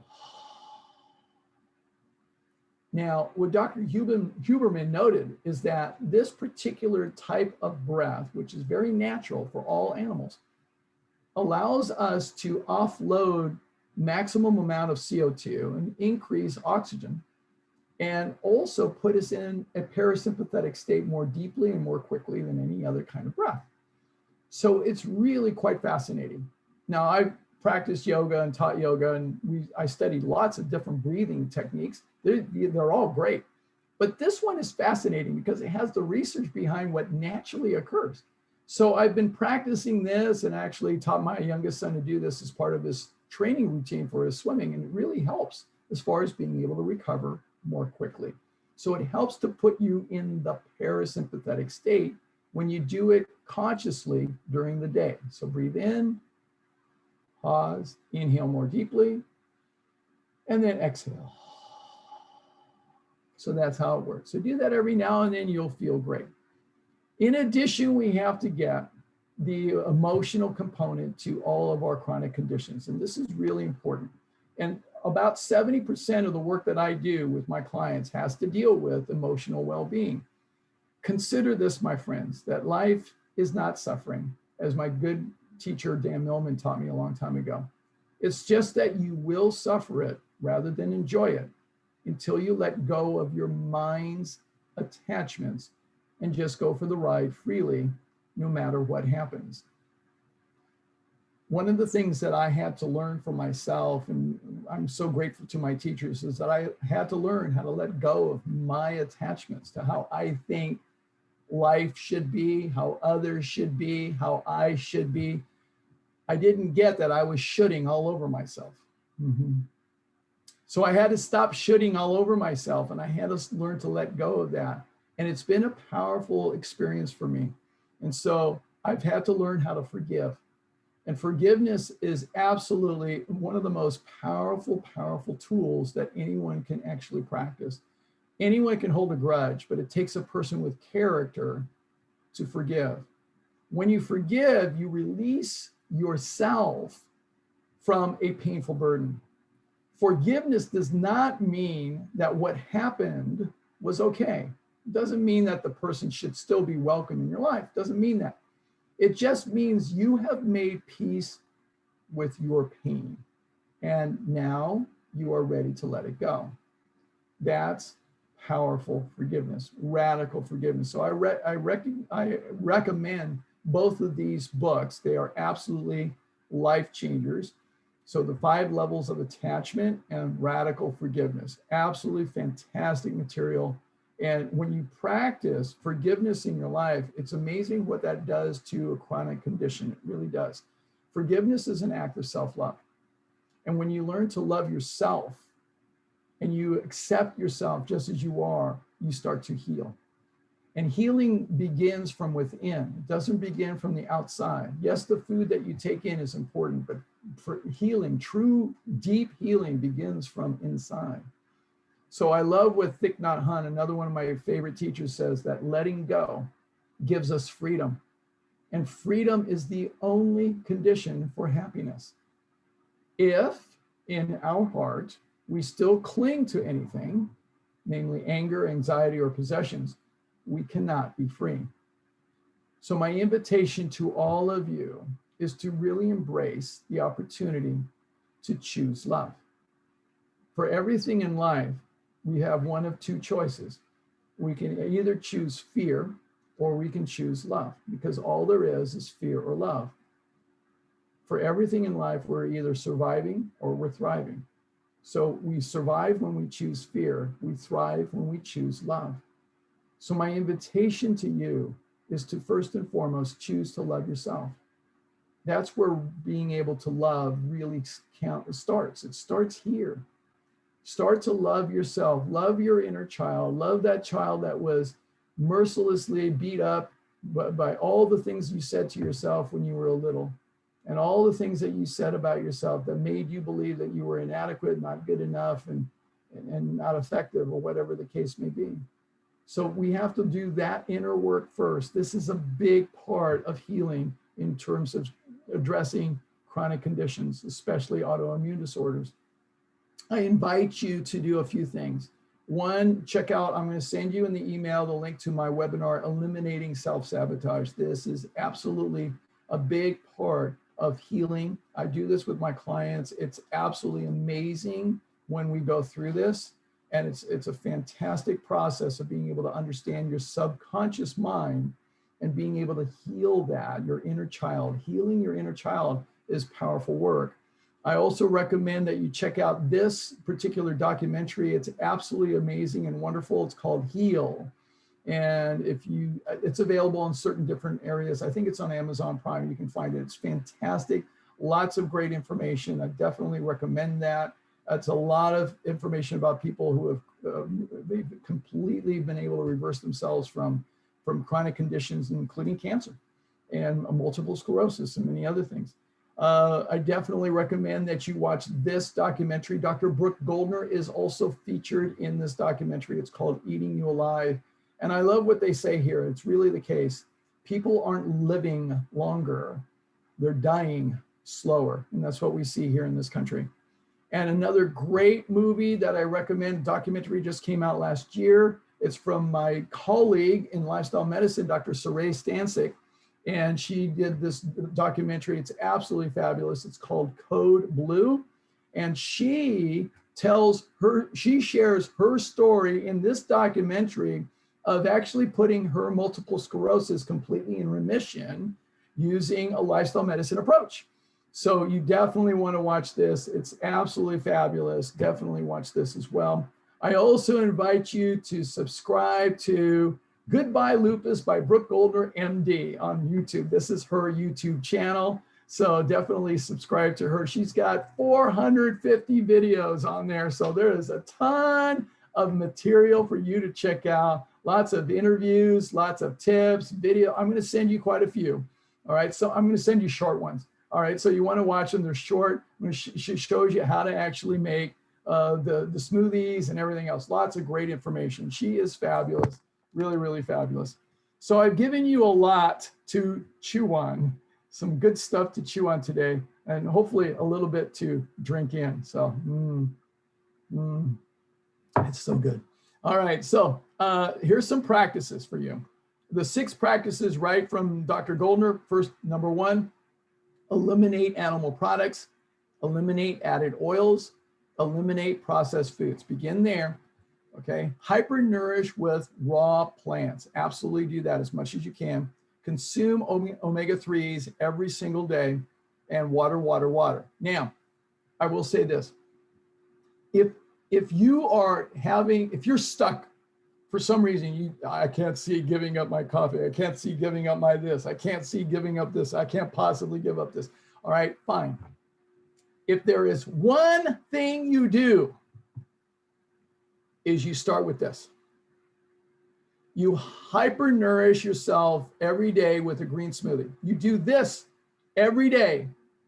Even if you stay on your meat, dairy, and egg diet, you start changing your life by doing 1 green smoothie a day, at least this, and then work up to 2, and then work up to 3, and just keep doing it. Start with this, hypernourishing your body, and getting those omega-3s and those high-powered greens into your body. Get that into your body. If you do one thing, you do that. If you cannot give up all the rest, at least do this. At least do this. Now, I recommend that you also eliminate alcohol, smoking, and caffeine. So eliminate the bad stuff, improve your sleep, reduce your stress in healthy ways, and work towards creating healthy relationships. Remember this, my friends, and this is something that I preach all the time in all of my programs, in my group coaching program and my one-on-one coaching program. I'm always saying this: it's progress, not perfection. It's progress, not perfection. It's not about being perfect. Just make progress. Keep making one move forward. I'm still a work in progress. I always will be. I'm clear. All right. So April, I'm sorry, I'm still a work in progress. So the thing is, I'm always going to be, because I'm always striving to become better. I'm making progress. I'm in the growth mindset. I'm always making progress. So my invitation is to you to always just keep making progress. Don't worry about being perfect. So now the question that I have for you, the last part in terms of your lifestyle, would you like to make the rest of your life the best of your life? So I hope your answer is a resounding yes. So imagine for a moment what that would look like for you. Would it be amazing? I hope so. I mean, gosh, would it be filled with energy and vitality, with being activity? To me, I mean, I would love to be, 95, 100 years old and still physically active, competing in sports. I mean, this is what I love for me. I mean, would it be that you finish your life dancing on the beach with the person that you love, with a life filled with health, energy, and vitality and fun all the way to the very end? I hope so. I want to go out like my godfather and my godmother. I mean, they went out dancing. They went out dancing. Yeah, to the very end. So the question is this: where are you now? Are you there yet? Chances are you're not. So the question is, how will you get from where you are now to where you want to be? So if you want to go from point A to point Z, you need a plan. But more importantly, do you have a plan that's actually proven to work? Most people don't know. They don't have a plan. They don't have a clue. That's why so many people struggle.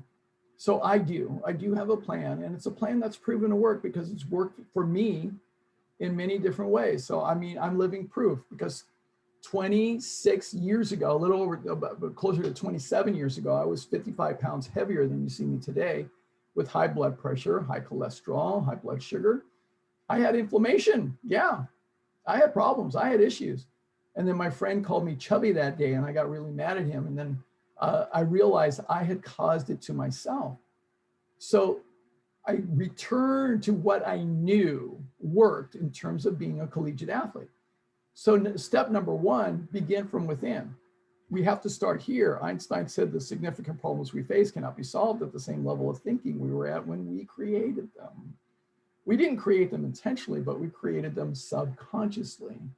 So we have to rewire our thinking, our attitude, our mindset, and our consciousness. Second thing, we need a proven strategy that's evidence-based, because doing the same things over and over again, expecting different results, is insanity. So let's not go there. Let's use something that actually works. And third, we need to be intelligent in setting ourselves up with support and accountability, because nobody is successful by themselves. So who do we surround ourselves with? How do we set ourselves up for success? And then the fourth, we still need to develop a track record of consistency, because see, that consistency and that practice and that repetition is what leads to the eventual development of habits. Habits produce results. So this is the four-step plan. It works in sports, it works in business. Guess what? It works in health. So some of the services I offer, just so you know what I do, I do one-on-one consultations with people. I help set them up with a plan. So I do that individually. I also do a group coaching program. It's a lifestyle medicine immersion program. The next one's coming up pretty soon. And so I'll send you information about that. You can check it out. One of my great graduates has done really, really great, but this is the curriculum that I cover. It's very extensive. It's a fabulous program. So this is Donna. She was a nurse. Now, she had been plant-based already for 8 years in this picture in April 2018. So she had still some lingering issues. And so we had to fine tune the dials. And so she had weight issues, she had arrhythmia, blood pressure. And so I helped her to fine tune her approach.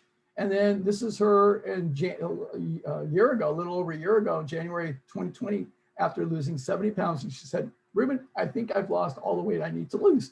And today she's still doing it. I mean, she is walking 10, 11, 12 miles a day. She's absolutely living the best of her life. She will tell you she's living her best life right now. She really is. She's so happy. It's so amazing. I also do programs in the workplace. So I do lifestyle medicine in the workplace to help organizations actually create thriving, healthy, happy organizations. And it's awesome. And this is my contact information. I will send this all to you, so don't worry. But I just want to leave you with this quote before I open up for questions. Life is not meant to be a journey to the grave with the intention to rise safely in a pretty and well-preserved body, but rather to skid in broadside, thoroughly used up, totally worn out, and loudly proclaiming, wow, what a ride. All right, that's how we should all finish up. So, all right. So now I'll go to the chat window and answer your questions. And if you want to unmute yourself for questions, I'm happy to take your questions. All right, let's see here. Let me look. Where have we got here? Okay, good. All right, let's see. All right, let's see. I'll go back up here. All right, some of the people explaining what they have. Rheumatoid arthritis. I'm uncertain about whether to add green smoothies or not. Dr. McDougall, who I follow, is against smoothies. I understand that, but instead eat foods in their whole form. Dr. Brooke Goldner, on the other hand, promotes them to heal autoimmune disease. What do you think about smoothies? So great question. So the data that Dr. Goldner has been able to get, remember, she is one of the new group of doctors with cutting edge research and everything else. What she shows, and she has the proven results, people are actually able to reverse their autoimmune disorders and do extremely well doing this approach with the smoothies. The smoothies are not juices, so there's a difference between juices and smoothies. Smoothies are you do them in the Vitamix and you grind them up, you pulverize them, so it's emulsified. So you break open the cells and you make the nutrients available. It doesn't mean you stop eating whole food, plant-based diet. You still do that. All right. I had this luscious salad. It's no longer here, but the thing is, I had a fabulous salad. It was, greens and mushrooms. It was everything Dr. McDougall and Esselstyn would love. All right. It was all that great stuff. What I'm doing is hyper nourishing. This is my medicine. Think of it this way. This is the medicine to treat the chronic illness, to treat the autoimmune disorder. This is the medicine. So you have to think of it that way. There's nothing wrong with this, and it works. And I get the old way of thinking of it was that, the smoothies didn't do enough job, but they didn't have enough data. We now have the data, and Dr. Goldner's backed that up. So I really think you want to consider this approach because it works. It works. Let's see. Dr. Esselstyn says not to eat nuts or seeds to heal from heart disease, but I was having problems with my memory and brain fog. So I started including flax, chia, and hemp seeds and walnuts. Not sure how much omega-3 is needed to keep your brain healthy and help with inflammation. I have RA and heart issues such as AFib and aortic stenosis. I have 100 pounds to lose and haven't been losing weight since adding the omega-3s. So you may want to consider this approach. So I would definitely recommend that you really look at this approach and be able to do it. People do lose weight on it. And what happens is that you get the omega-3s that absolutely supports your brain health, absolutely supports your whole body health. So it's really going to help you in every such way. And so I definitely recommend that you consider doing this because it's really going to be fabulous. And I'm putting all my clients on this, all of them, all of them. Okay, so I'm really clear about this. All right, let's see.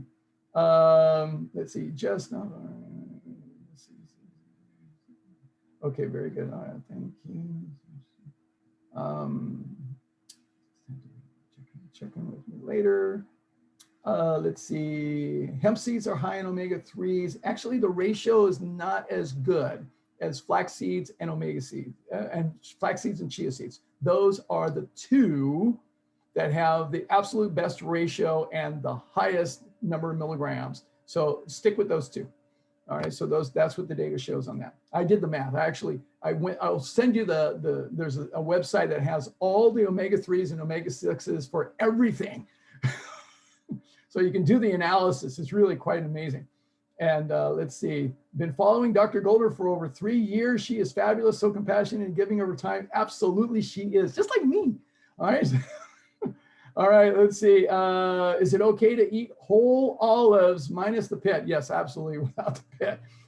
Yeah, that's fine. You want to eat those, that's a whole food. But what we're talking about being able to do here is actually get the hypernourishment to help heal.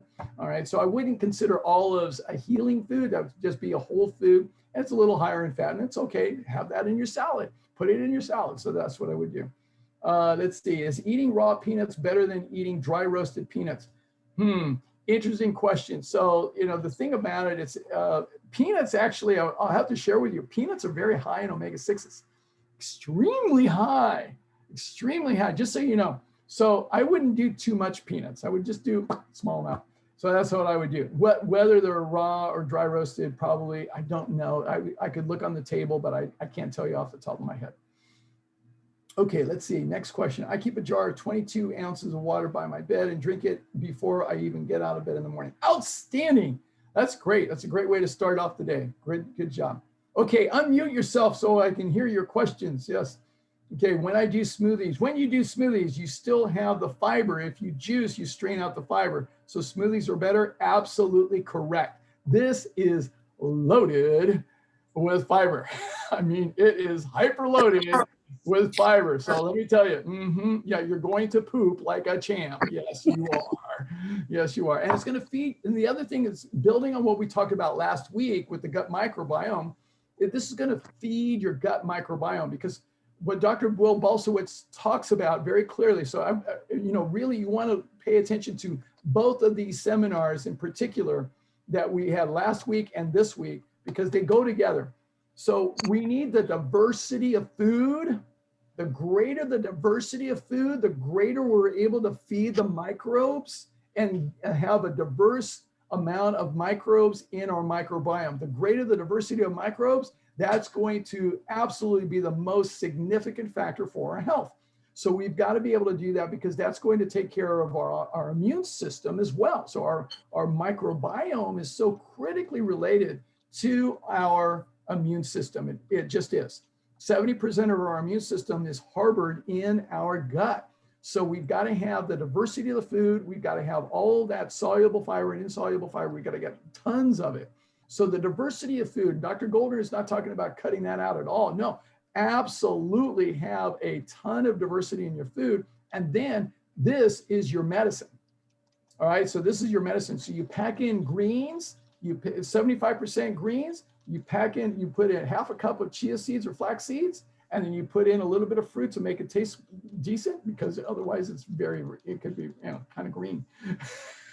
So the thing is, this is your medicine to help you. So those of you who have any kind of autoimmune condition, this is what you start with. If you haven't started with anything, this is what you got to get going. But then also start to work on eliminating.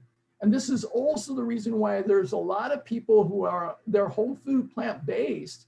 They're doing a really good job with a whole food plant-based diet, but they're not able to get enough of the right foods to help mitigate the inflammation. So the inflammation is still there, and it may creep up a little bit more, a little bit more, a little bit more. So this is the treatment here. This is the medicine. So this is what we want to think about being able to get. So really important. Okay, let's see here. Let's see. Does this strengthen the parasympathetic, not the sympathetic? So not actually strengthening the army to attack itself. Yeah, one of the ways you want to think about this, food is actually going to have, all food is going to have either a sympathetic response or a parasympathetic response in our body. All food does. So the sympathetic foods are going to be meat, dairy, eggs, oils, processed foods, refined sugar, deep fried foods, all sodas, caffeine, nicotine, alcohol, and all the additives that are put in the food. So you got your aspartame and your MSG. So all of those things will absolutely induce a sympathetic response. Whereas plant-based foods are going to induce a parasympathetic response. I didn't put my food pyramid on this time, but that's because I'm going to revise it based on this information. So the thing is, you got all your whole grains, your legumes, your vegetables, and your fruit. Those are your 4 food groups that absolutely stimulate a parasympathetic response. However, when it comes to a chronic disease condition like an autoimmune disorder, what we want to be able to do is really also help the immune system and help decrease the inflammation. Some of the plant foods could actually contribute to more inflammation because there's a higher ratio of omega-6s to omega-3s. So what we want to be able to do is bolster and raise the omega-3 ratio in our bodies. So that's what we want to be able to do. So that's one of the things that this is why these smoothies are so important. They're so important to be able to do. And we want to eat enough raw food, raw greens, and get the salads in, because those foods are also going to help us to heal, because that gives us the raw food gives us the phytonutrients, the vitamins, the minerals, the polyphenols, the antioxidants. So that's all going to stimulate a parasympathetic response and the healing that we need. So very good. Very, very good with that. All right, so let's see. Can AFib and aortic stenosis be healed by following this protocol? You know, it's interesting. Dr. Goldner has talked about how she's had even more success in treating the cardiac patients than the plant-based cardiologists have been with the other approach of just a whole food plant-based, because this is the medicine. This is the medicine. So yeah, you know, can it be healed? I don't see why not. I don't see why not. So, you know, we're gathering data as we go along. So let's see, there's online, there's a bean burger to make without using eggs. I'm sure there is, because there's lots of things you can do without eggs.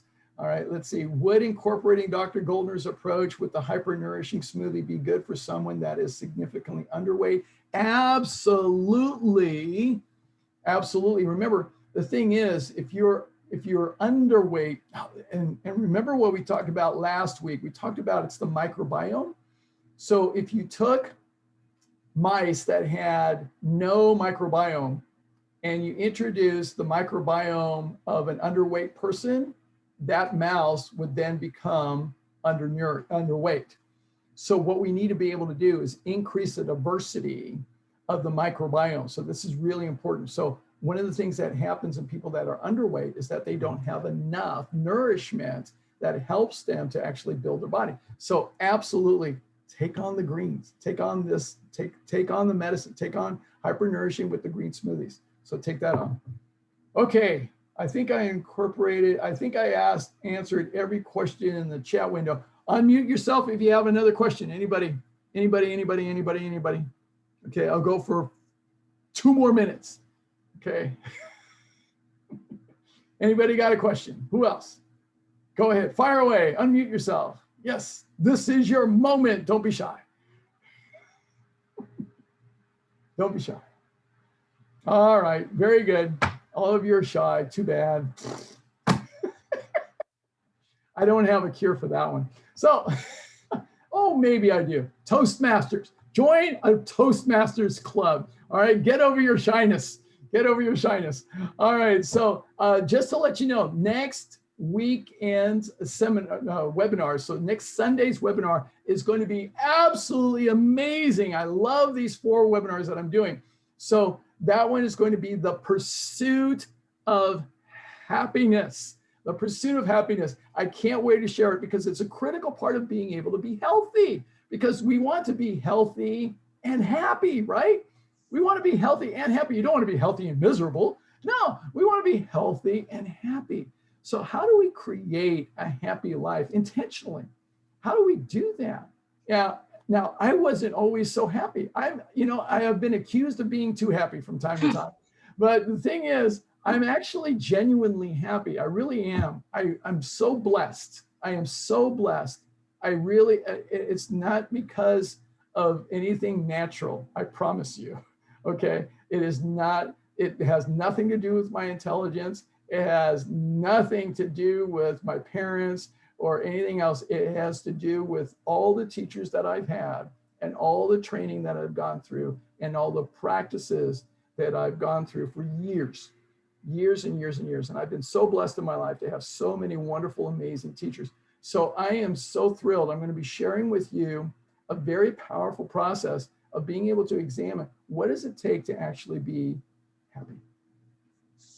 Really great stuff. I can't wait to share this. So the pursuit of happiness, and you're going to love it. I promise you, it's going to be absolutely delicious and just so tasty. It's going to be so great. It's going to be like the best vegan chocolate cheesecake you've ever had in your life. All right. It's going to be so good. It's going to be so good. So get ready for that. That's coming next Sunday. Please, please, please share this information with people that you know. Please share it widely. I know that all of you know people that are suffering, that have issues and problems. This could make a powerful difference for them. Please share this. I'm going to send the email to you. Please feel free to share everything in my email. Share the entire email with your friends and family members. Please share it, because you know what? Lives need to be saved, and that's really important. So thank you for being with me. Thank you for sharing your time with me. I am honored. I'm blessed. And I love you all. Thank you so much. And I'll see you next time. Okay. Bye. All right. Bye.